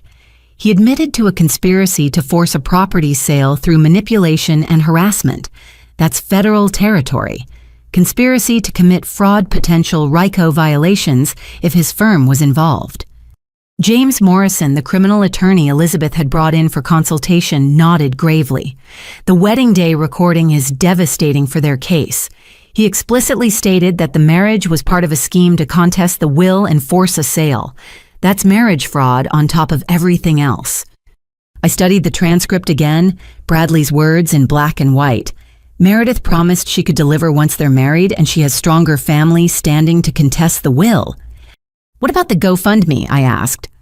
"Wire fraud," James said without hesitation. "They collected over $50,000 using false pretenses, claiming financial hardship while planning property development deals. That's textbook fraud." Elizabeth pulled up her laptop. Marina's investigation uncovered more. She found emails between Patricia and the same developer from 4 years ago, the one your grandmother documented. They've been planning this for years, just waiting for your grandmother to pass. The scope of the deception still took my breath away. While I'd been grieving Grandma, they'd been scheming to profit from her death. "I want to file countersuits," I said firmly. "All of them. Defamation, fraud, conspiracy, property damage, everything." "There's more," Elizabeth added. "3 of the wedding vendors have agreed to testify. They're furious about being dragged into fraud. The tent company is suing Meredith separately for the remaining balance and damage to their reputation." Over the next 2 hours, we crafted a legal response that would shift the entire narrative. We weren't just defending anymore. We were exposing a calculated campaign of fraud and deception. That afternoon, Marina Chen called with an update. My editor approved the full investigation. It runs Sunday, front page with online multimedia components. Alita. What I've uncovered goes deeper than just your family. Bradley's firm has a pattern of these schemes. They identify properties through family conflicts, then exploit the situations. How many others? At least 6 in the past 5 years. Elderly property owners, family disputes, and suddenly development deals appear. Your case is the first where someone fought back effectively. The implications made me nauseous. My family hadn't just betrayed me. They'd partnered with corporate predators who specialized in destroying families for profit. Thursday brought the formal filing of our countersuits. Elizabeth hand-delivered copies to the courthouse, ensuring everything was properly documented. By evening, legal notices would be served to Meredith, my mother, and Bradley. But Patricia struck first with her own escalation. A new social media campaign launched that afternoon, this time with professional production values. A website called Justice for Meredith appeared complete with the wedding day footage edited to maximum emotional impact. The tagline, "When law enables cruelty." The site included a donation page, merchandise t-shirts reading "Family over Property," and a petition demanding judicial review of the restraining order. Within hours, it had thousands of signatures from people who knew nothing about the situation beyond the carefully crafted narrative. My phone rang. Jessica sounded panicked. "Alita, they're organizing a protest this Saturday at the courthouse. They're calling it March for Family Rights." A protest over a property dispute. Meredith's marketing firm is behind it. They're bussing in people providing signs, the works. They're trying to turn you into a symbol of everything wrong with inheritance law. Elizabeth, listening on speaker, shook her head. They're desperate. This is what cornered criminals do, create spectacle to distract from facts. But the spectacle was effective. Local news picked up the story. The heartbroken bride, denied her grandmother's venue, became a rallying cry for people who projected their own family disputes onto our situation. Facts became irrelevant in the face of emotion. Friday afternoon, as I prepared for whatever Saturday would bring, an unexpected ally emerged. Nancy Patterson, Bradley's former secretary at the development firm, contacted Elizabeth.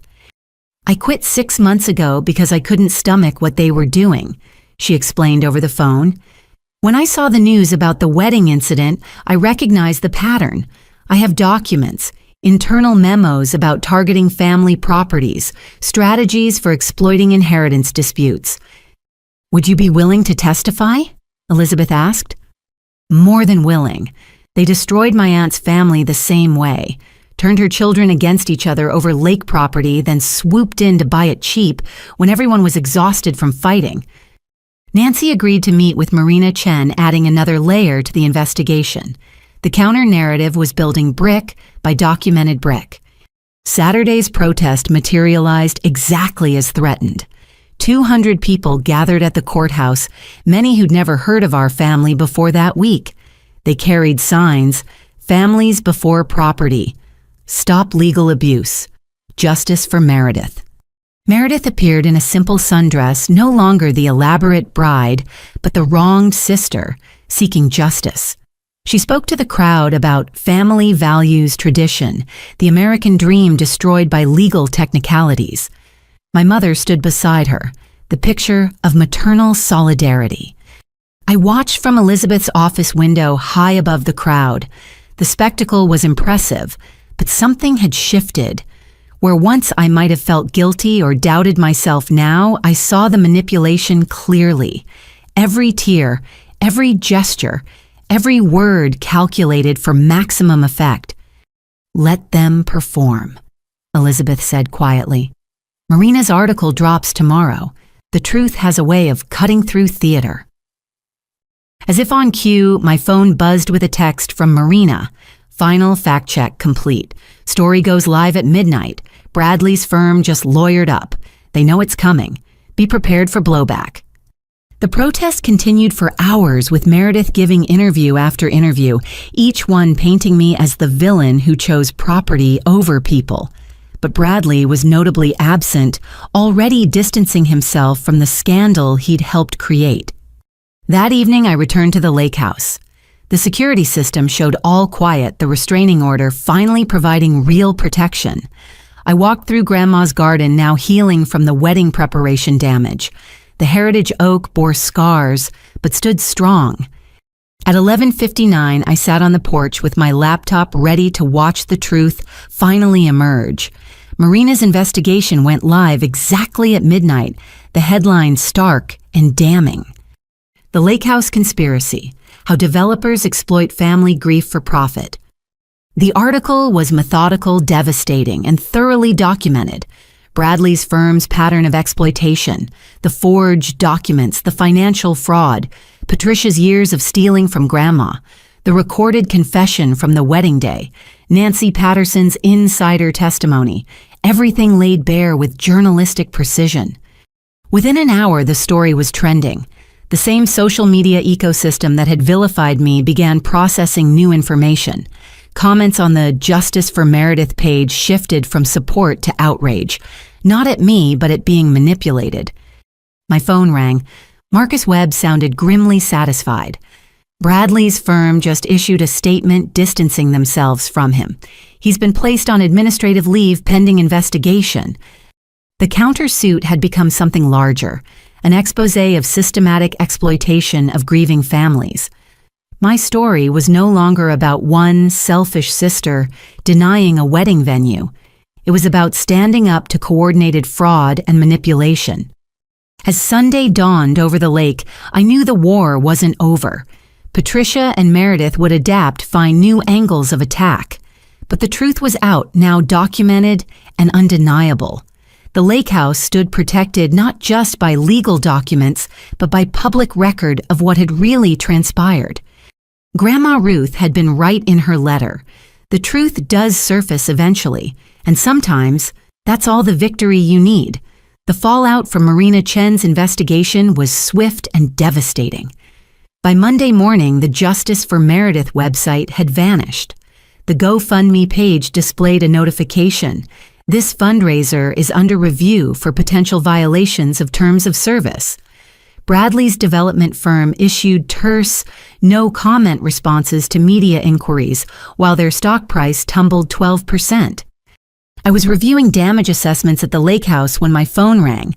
The caller ID showed Aunt Caroline from Texas. "Alida, I owe you an apology." Her voice lacked its usual commanding tone. I had no idea about the development scheme. The article, those documents. Patricia lied to all of us. Yes, she did. A long pause. I donated $5,000 to that GoFundMe. I feel like such a fool. Over the following days, similar calls trickled in. Uncle Robert, his banker's dignity shattered, admitted he'd been completely taken in. Cousin Janet sent a long email expressing horror at being manipulated. The family coalition against me was crumbling as relatives realized they'd been pawns in a larger scheme. But not everyone was ready to admit wrongdoing. Cousin Derek, who'd publicly challenged me on the GoFundMe page, doubled down on social media. One article doesn't change the fact that Alita denied her sister a wedding venue. Family should come before property regardless of other circumstances. The divided reactions created a new dynamic, those demanding accountability versus those still clinging to the family unity narrative. Our extended family split into factions, Thanksgiving plans already being reorganized around new loyalty lines. Wednesday brought unexpected visitors. 3 of the wedding vendors, the florist, the tent company owner, and the caterer, arrived together at Elizabeth's office. "We want to make this right." The florist, Margaret Chen, no relation to Marina, began. "We were lied to, and we inadvertently participated in fraud. We'd like to offer testimony for your countersuit." The tent company owner, Thomas Rivera, looked particularly aggrieved. "Meredith still owes me $8,000. She promised payment after the wedding, claimed the GoFundMe would cover it. Now I learn the whole thing was a scam."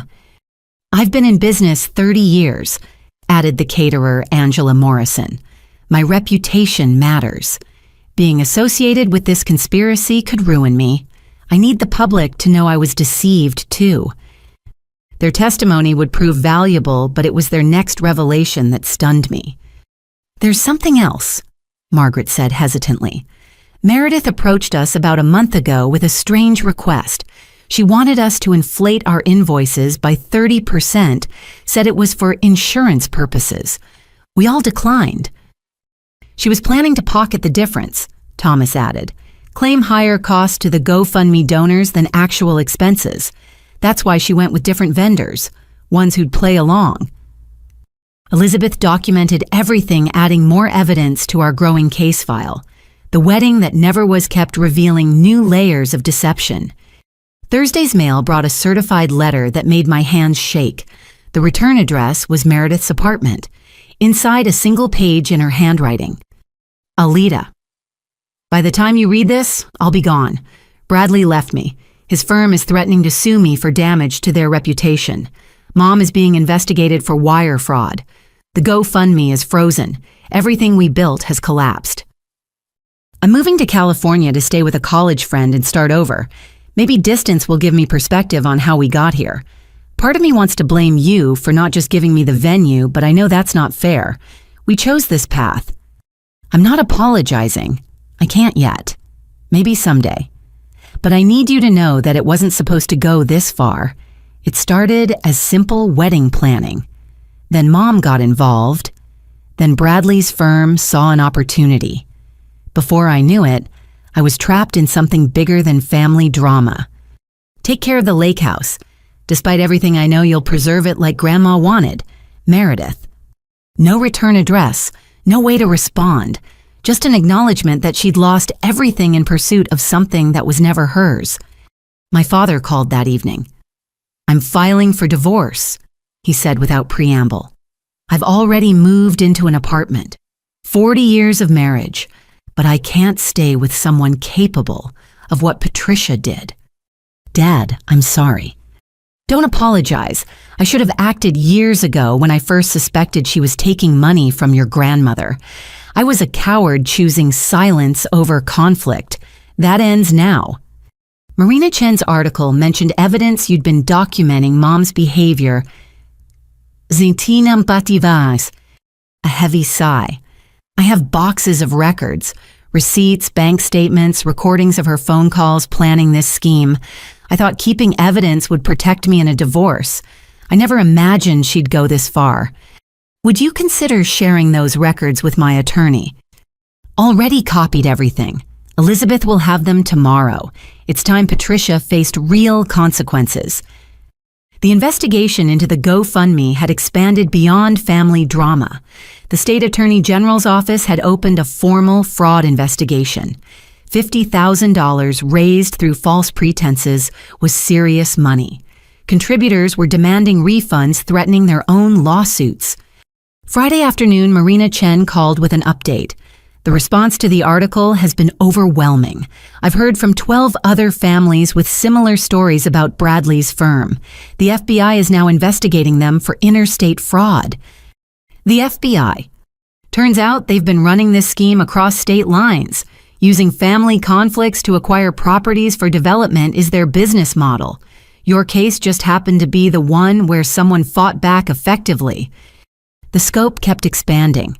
What started as a family dispute over a wedding venue had exposed a corporate conspiracy affecting dozens of families. That evening, I sat in the lake house kitchen when movement outside caught my eye. Through the window, I saw my mother at the edge of the property, standing at the restraining order boundary. She looked older, smaller, her usual perfect appearance replaced by disheveled desperation. She was speaking, though I couldn't hear the words, gesturing toward the house, occasionally wiping her eyes.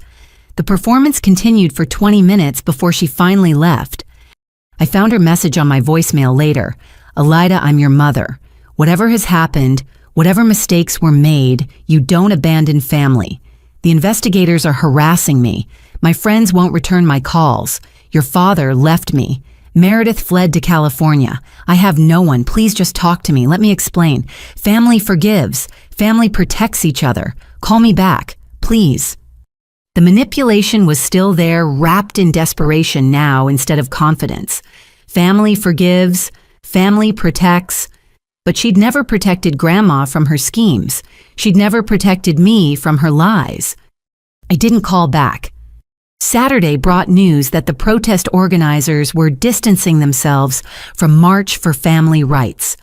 The revelation that they'd been used by a development firm for corporate purposes had embarrassed the legitimate activists who'd been drawn in. As evening fell, I walked through the restored gardens. The heritage oak scars were healing. The shoreline damage had been professionally repaired. The lake house stood solid and protected, finally free from immediate threat. My phone buzzed with a group text from cousins who'd initially sided against me. "Family reunion planning for next summer. Would you be willing to host at the lake house? We understand if you need time, but we'd like to reconnect away from all the drama. Just family who actually care about family." I stared at the message, processing the shift. The family I'd thought lost was reforming minus the toxic elements. Those who'd been deceived were seeking reconciliation.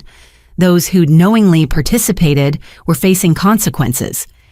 "Maybe," I typed back, "let's see where we all are in a few months." The reckoning wasn't complete. Legal proceedings would continue for months, maybe years. The FBI investigation into Bradley's firm would uncover more victims. The fraud charges against my mother would wind through the system. But for the first time since Grandma's death, I felt the possibility of peace. Not with the family I'd lost, but with the family that might emerge from the wreckage. Smaller, wiser, and built on truth rather than manipulation. The lake house had survived its trial by fire. So had I. And sometimes that's enough foundation to build something new. The courtroom was smaller than I'd imagined. 6 months of legal battles had led to this moment. The final hearing on all matters related to the lake house, the fraud, and the restraining orders. Judge Catherine Walsh presided, her reputation for no-nonsense decisions preceding her. I sat with Elizabeth Hartley at the plaintiff's table, our evidence organized in bankers' boxes beside us. Across the aisle, my mother sat with her court-appointed attorney. The fraud charges had drained her finances, forcing her to sell 2 of her rental properties to pay legal fees. Meredith's empty chair spoke volumes. She'd refused to return from California to face charges. This court has reviewed extensive documentation in this matter. Judge Walsh began, her voice carrying absolute authority, including evidence of fraud, elder abuse, property damage, and conspiracy to defraud through false fundraising. She turned first to my mother. "Mrs. Patricia Summers, the evidence against you is overwhelming. Bank records show systematic theft from your mother, Ruth Summers, totaling $237,000 over 15 years. The attempted forgery of property management documents, the creation of fraudulent GoFundMe campaigns that collected $53,000 under false pretenses. Patricia's lawyer tried one last defense. Your Honor, my client was acting from a place of family concern.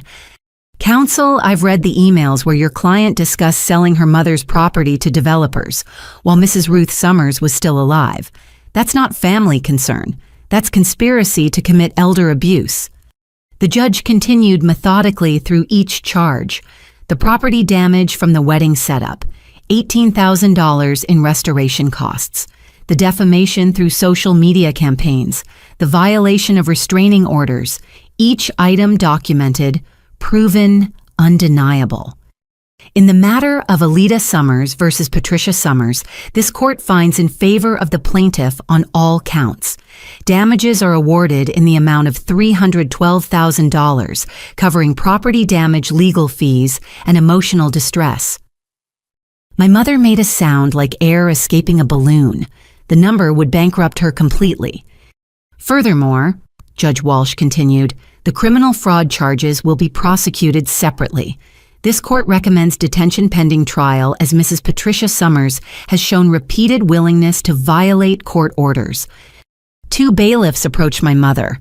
The woman who'd orchestrated everything, who'd stolen from her own mother and turned family against me, was led away in handcuffs. She didn't look at me once. Regarding Meredith Summers, the judge addressed the empty chair. A bench warrant has been issued for failure to appear. The fraud charges stand with additional charges for conspiracy and property damage. Her assets have been frozen pending resolution. Elizabeth had told me earlier that Meredith's life in California wasn't the fresh start she'd hoped for. Unable to access her accounts, abandoned by Bradley and facing federal charges, she was reportedly working retail and living in a studio apartment. The marketing executive who'd crafted viral campaigns now couldn't even use her real name on job applications. Now, regarding the corporate defendants, Judge Walsh's tone grew even sterner. Bradley Morrison and his firm Morrison Development Partners engaged in a pattern of predatory behavior targeting grieving families. This court finds sufficient evidence to support RICO charges, which federal prosecutors are pursuing. Through Elizabeth, I'd learned that Bradley's firm had collapsed entirely. Federal investigation revealed dozens of similar schemes across multiple states. Bradley himself faced potential decades in prison for wire fraud, conspiracy, and racketeering. The golden boy with development dreams was last seen entering federal court in shackles. Miss Alida Summers. The judge addressed me directly. This court recognizes the extraordinary pressure you've endured in protecting your inheritance and honoring your grandmother's wishes.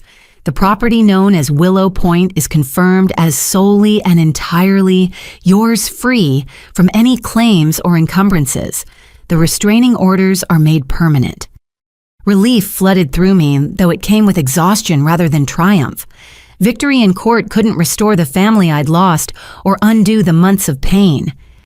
Additionally, Judge Walsh continued, this court orders full restitution of the GoFundMe proceeds to donors to be managed by a court-appointed administrator.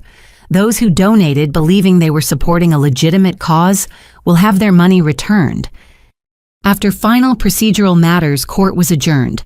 I stood on shaky legs as people filed out. My father waited in the gallery, having attended every hearing, despite the pain of watching his soon-to-be ex-wife face justice. You did the right thing, he said quietly, embracing me. Your grandmother would be proud. Outside the courthouse, Marina Chen waited with a small camera crew. Her investigation had won a journalism award and sparked legislative discussions about protecting elderly property owners from family fraud. Alida, how do you feel about today's verdict? I considered the question. Validated but not victorious. Nobody wins when families destroy themselves over greed. I just hope others can learn from what happened here. What's next for you in the lake house? Healing. The property and I both need time to recover, but Grandma trusted me to preserve her legacy, and that's what I'll do. Elizabeth emerged from the courthouse looking satisfied. Patricia's lawyer is already discussing plea deals for the criminal charges. She's looking at minimum 5 years, possibly 10 with the elder abuse charges. Meredith will likely get 3 to 5 when they catch up with her. What about the relatives who donated to the GoFundMe? Those who were genuinely deceived will get refunds. Those who knew the truth and participated anyway might face their own investigations. The forensic accountants are thorough. We walked to our cars through the autumn afternoon. The same courthouse where they'd staged protests now stood as the site of justice served.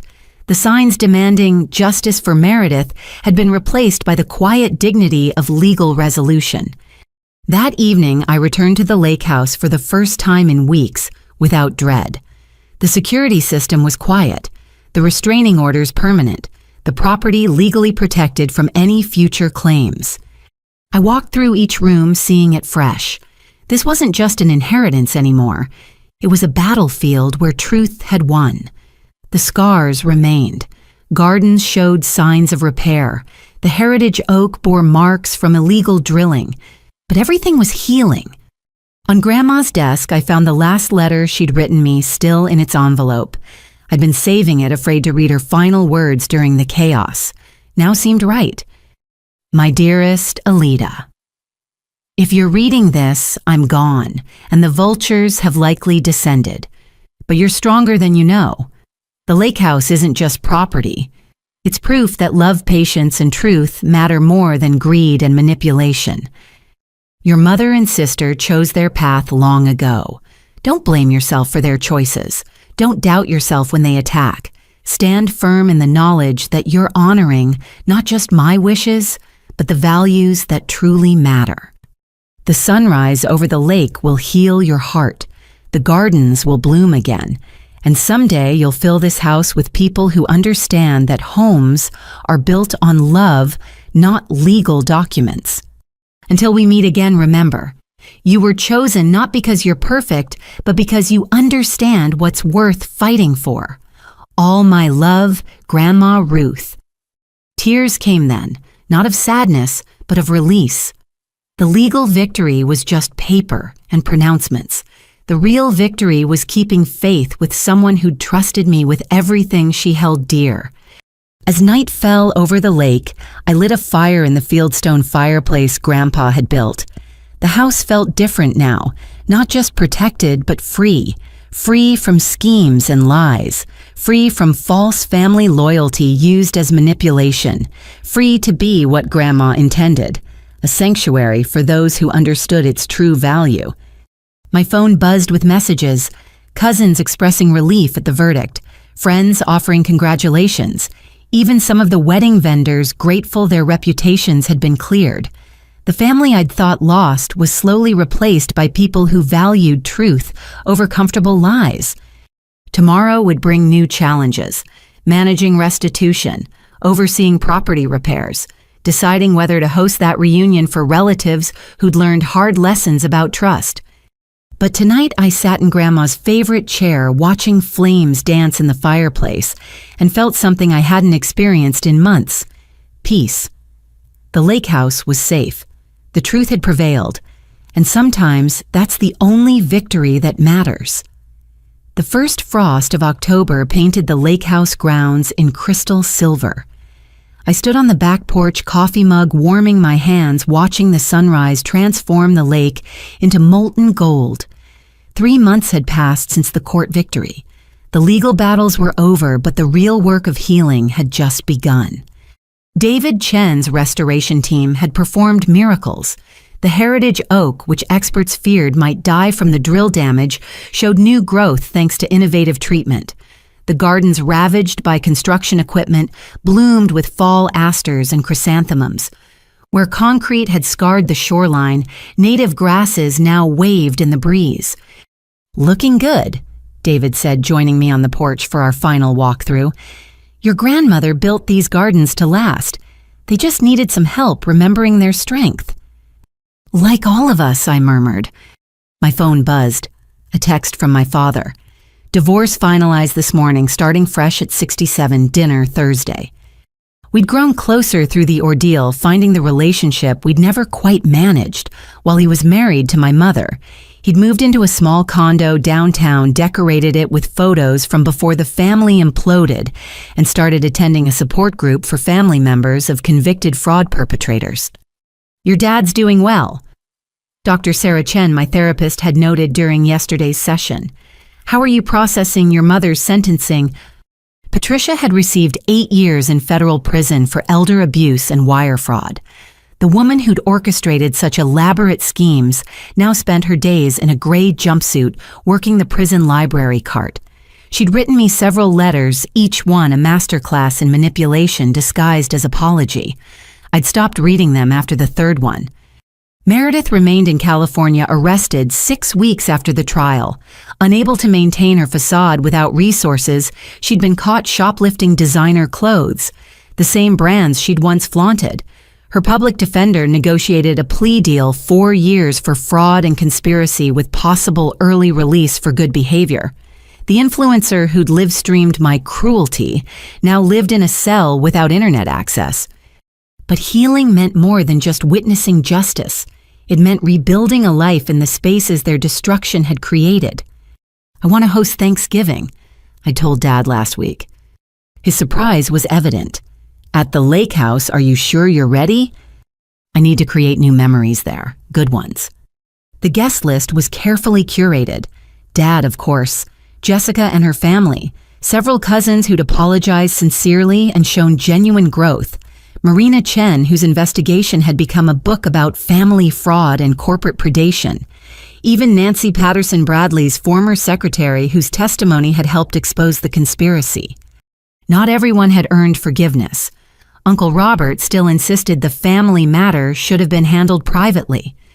Cousin Derek continued posting about choosing property over people, though his audience had dwindled.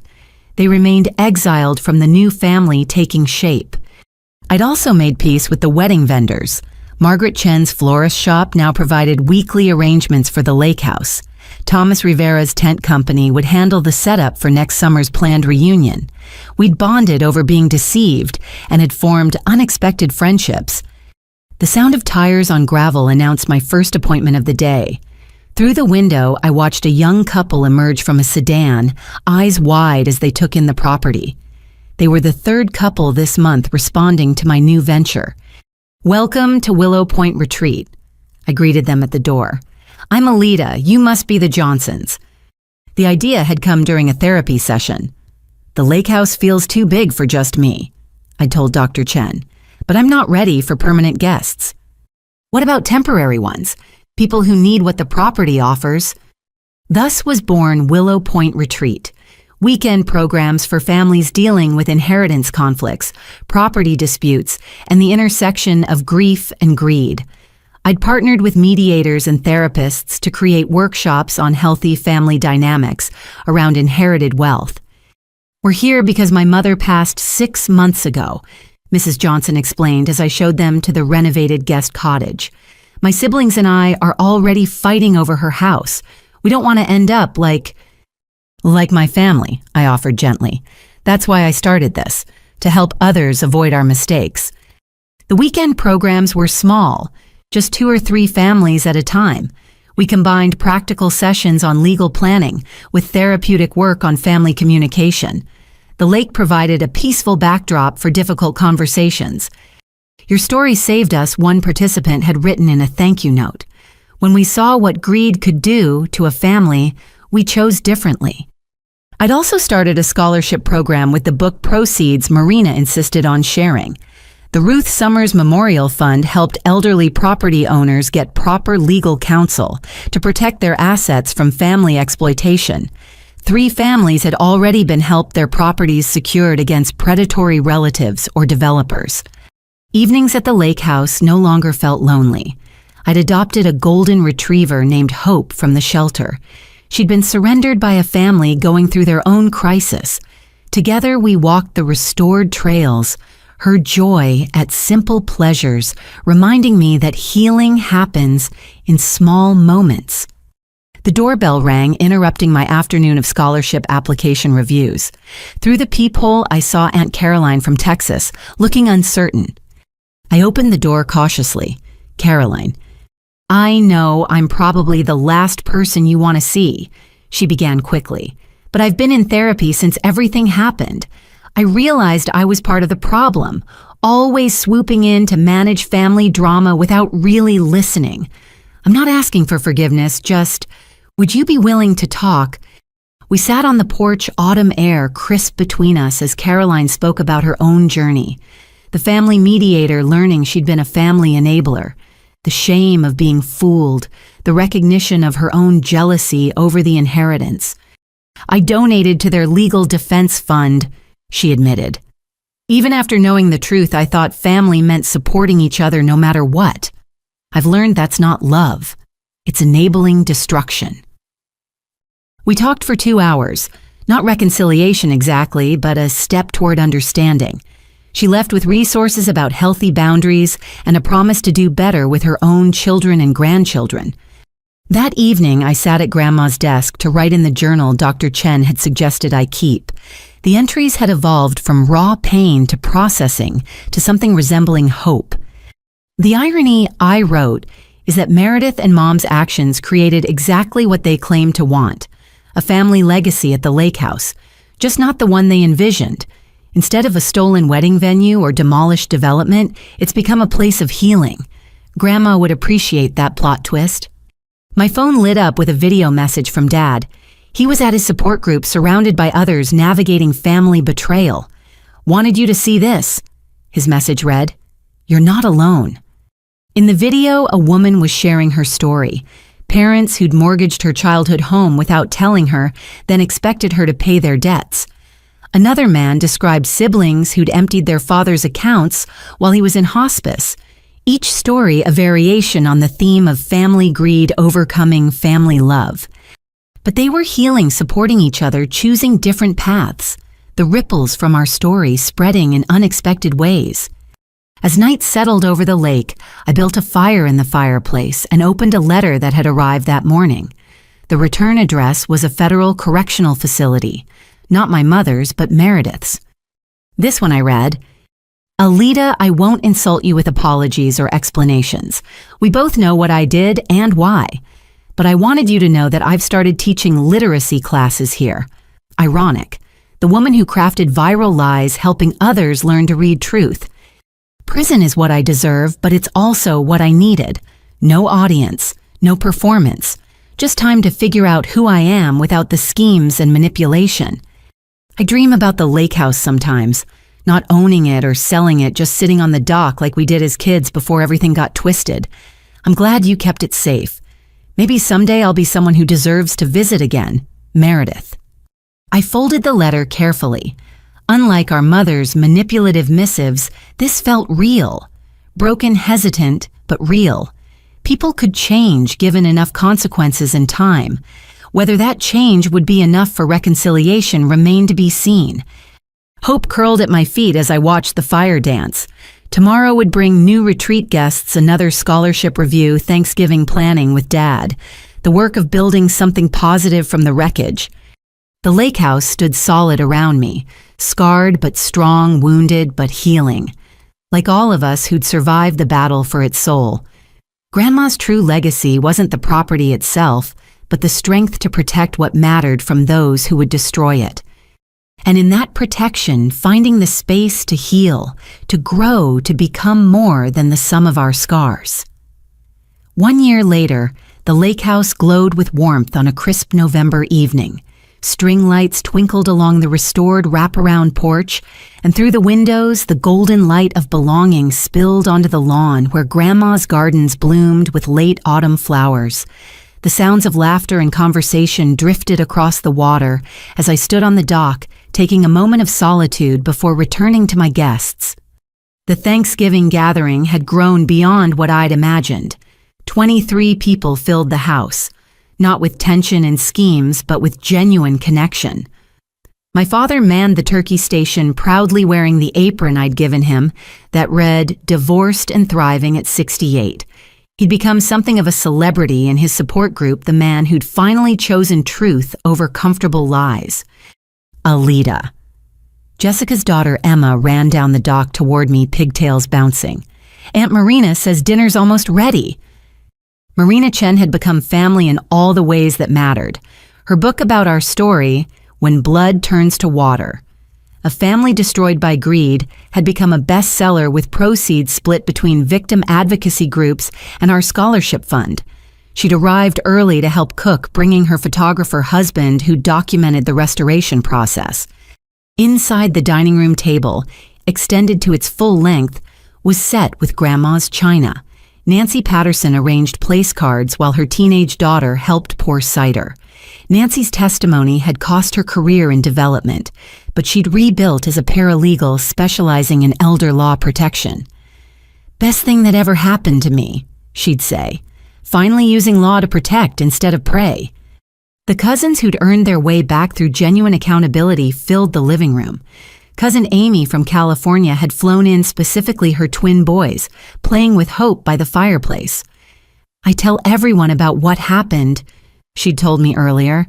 "How I almost lost my real family to mob mentality. It keeps me honest." Even Aunt Caroline had made the journey from Texas, though her place at the table had been earned through months of family therapy sessions via video chat. She'd become an advocate for healthy inheritance planning in her wealthy Houston circles, using our story as a cautionary tale. "Everyone gather round," I called, tapping a spoon against my glass. The room quieted, faces turning toward me with warmth instead of calculation. A year ago, this house witnessed attempted destruction. Greed, lies, and manipulation nearly tore apart not just our family, but this physical space Grandma Ruth loved so much. But tonight we're proof that sometimes destruction clears the ground for something better to grow.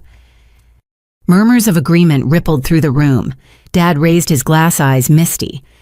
The Willow Point retreat has helped 14 families navigate inheritance conflicts without destroying each other. The Ruth Summers Memorial Fund has protected 12 elderly property owners from exploitation. This table holds people who chose truth over comfortable lies, accountability over enablement, and real love over the performance of family loyalty. To Grandma Ruth, Marina offered, who knew that leaving the right inheritance to the right person could reveal everyone's true character. To Grandma Ruth, we echoed glasses raised. As dinner progressed, I found myself watching the easy flow of conversation. No hidden agendas, no manipulative subtext, just people who'd learned hard lessons about what really mattered, gathered in gratitude. My phone buzzed with a text I'd been half expecting. Meredith. "Happy Thanksgiving, Alita.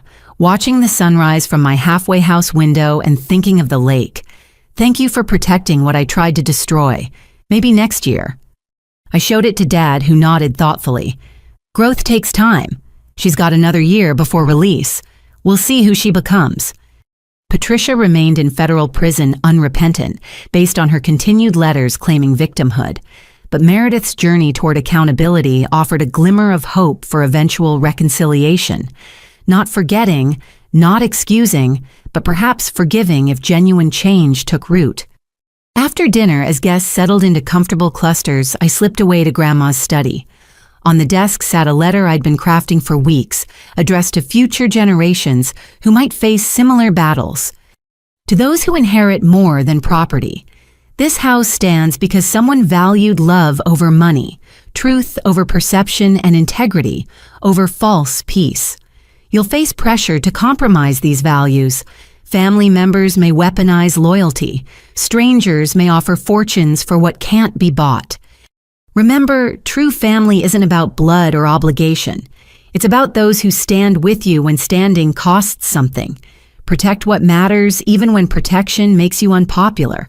And know that healing happens not through forgetting the battle, but through building something beautiful in the ruins. The sunrise over this lake has witnessed greed and grace, destruction and restoration. Let it remind you daily that what Grandma Ruth knew remains true. We're measured not by what we inherit, but by how we honor what we're given. Alita Summers. keeper of Willow Point. A knock at the door interrupted my writing. Amy peered in. "We're starting board games. You coming?" "In a moment." She entered, studying the room that had once held evidence of family betrayal. "You know, I used to be jealous that Grandma left you everything. Now I see she left us all exactly what we needed. You got the house, but we got the lesson." "What lesson?" "That choosing right over easy shows everyone's true character. We could have been Meredith believing we deserved what wasn't ours. Instead, we got to choose being better." After she left, I sealed the letter in an envelope marked "For the Next Generation" and placed it in the desk drawer alongside Grandma's journals. Someday, another keeper would need these words. The evening wound down with guests reluctant to leave the warmth of genuine gathering. As I walked them to their cars, each offered thanks, not just for dinner, but for the harder gift, showing them what family could be when stripped of pretense and rebuilt on truth. Finally, only Dad remained, helping me clean up. We worked in comfortable silence, the dishwasher humming as we packaged leftovers. "Your mother called me yesterday," he said quietly. "Collect from prison. First time since the divorce." I paused, hands in soapy water.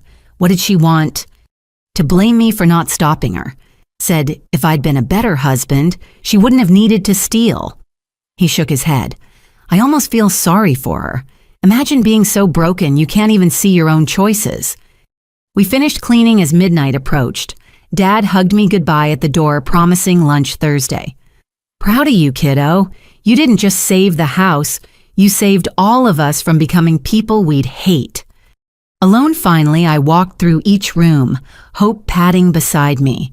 The house felt different now, not heavy with memory but alive with possibility. In the living room, evidence of the evening remained: Amy's boys' drawings on the coffee table, Marina's notebook forgotten on the mantel, Caroline's reading glasses left by her chair. Small claims on the space by people who'd earned the right through honesty and growth. The family Grandma had probably hoped for, emerging from the ashes of the one she'd known was broken. On the dock, under stars reflecting in still water, I thought about everyone absent from tonight's table. Bradley serving 10 years for racketeering. His development firm dissolved in scandal. The relatives who'd chosen comfortable lies over uncomfortable truths now nursing grievances in their own bitter circles. And Meredith watching sunrise from a halfway house, learning who she was without manipulation and schemes. Her text had been the first honest communication we'd shared in years. Maybe there was hope for her yet. A loon called across the water, its haunting sound a reminder of permanence amid change. The lake house had weathered a war for its soul, emerging scarred but victorious. The gardens grew over damaged soil. The heritage oak thrived despite its wounds. And at this table where greed had tried to feast, grace now gathered. "We did it, Grandma," I whispered to the night. "We protected your legacy, not just the property, but what it represents. The radical idea that love, truth, and integrity matter more than money or manipulation." The water lapped gently at the dock, a sound I'd never take for granted.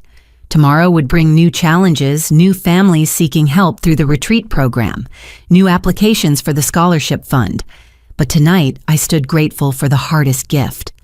Learning that sometimes loss clears space for what was meant to be. To everyone reading this, facing their own family battles over inheritance, property, or principle, know this. Standing for truth may cost you the family you thought you had, but it can give you the family you deserve. The price is high. The pain is real. But on the other side, waits something worth every tear. Integrity, peace, and relationships built on bedrock instead of sand. Have you faced similar challenges with family and inheritance? What would you do if protecting what's right meant losing those you love? Share your thoughts below. And if this story resonated with you, please like, subscribe, and share it with others who might need to hear that choosing truth over comfortable lies is worth the cost. Thank you for joining me on this journey. May you find the courage to protect what matters, the strength to withstand the storm, and the wisdom to build something beautiful in the aftermath. Remember, We're not measured by what we inherit, but by how we honor what we're given. With gratitude and hope, Alida.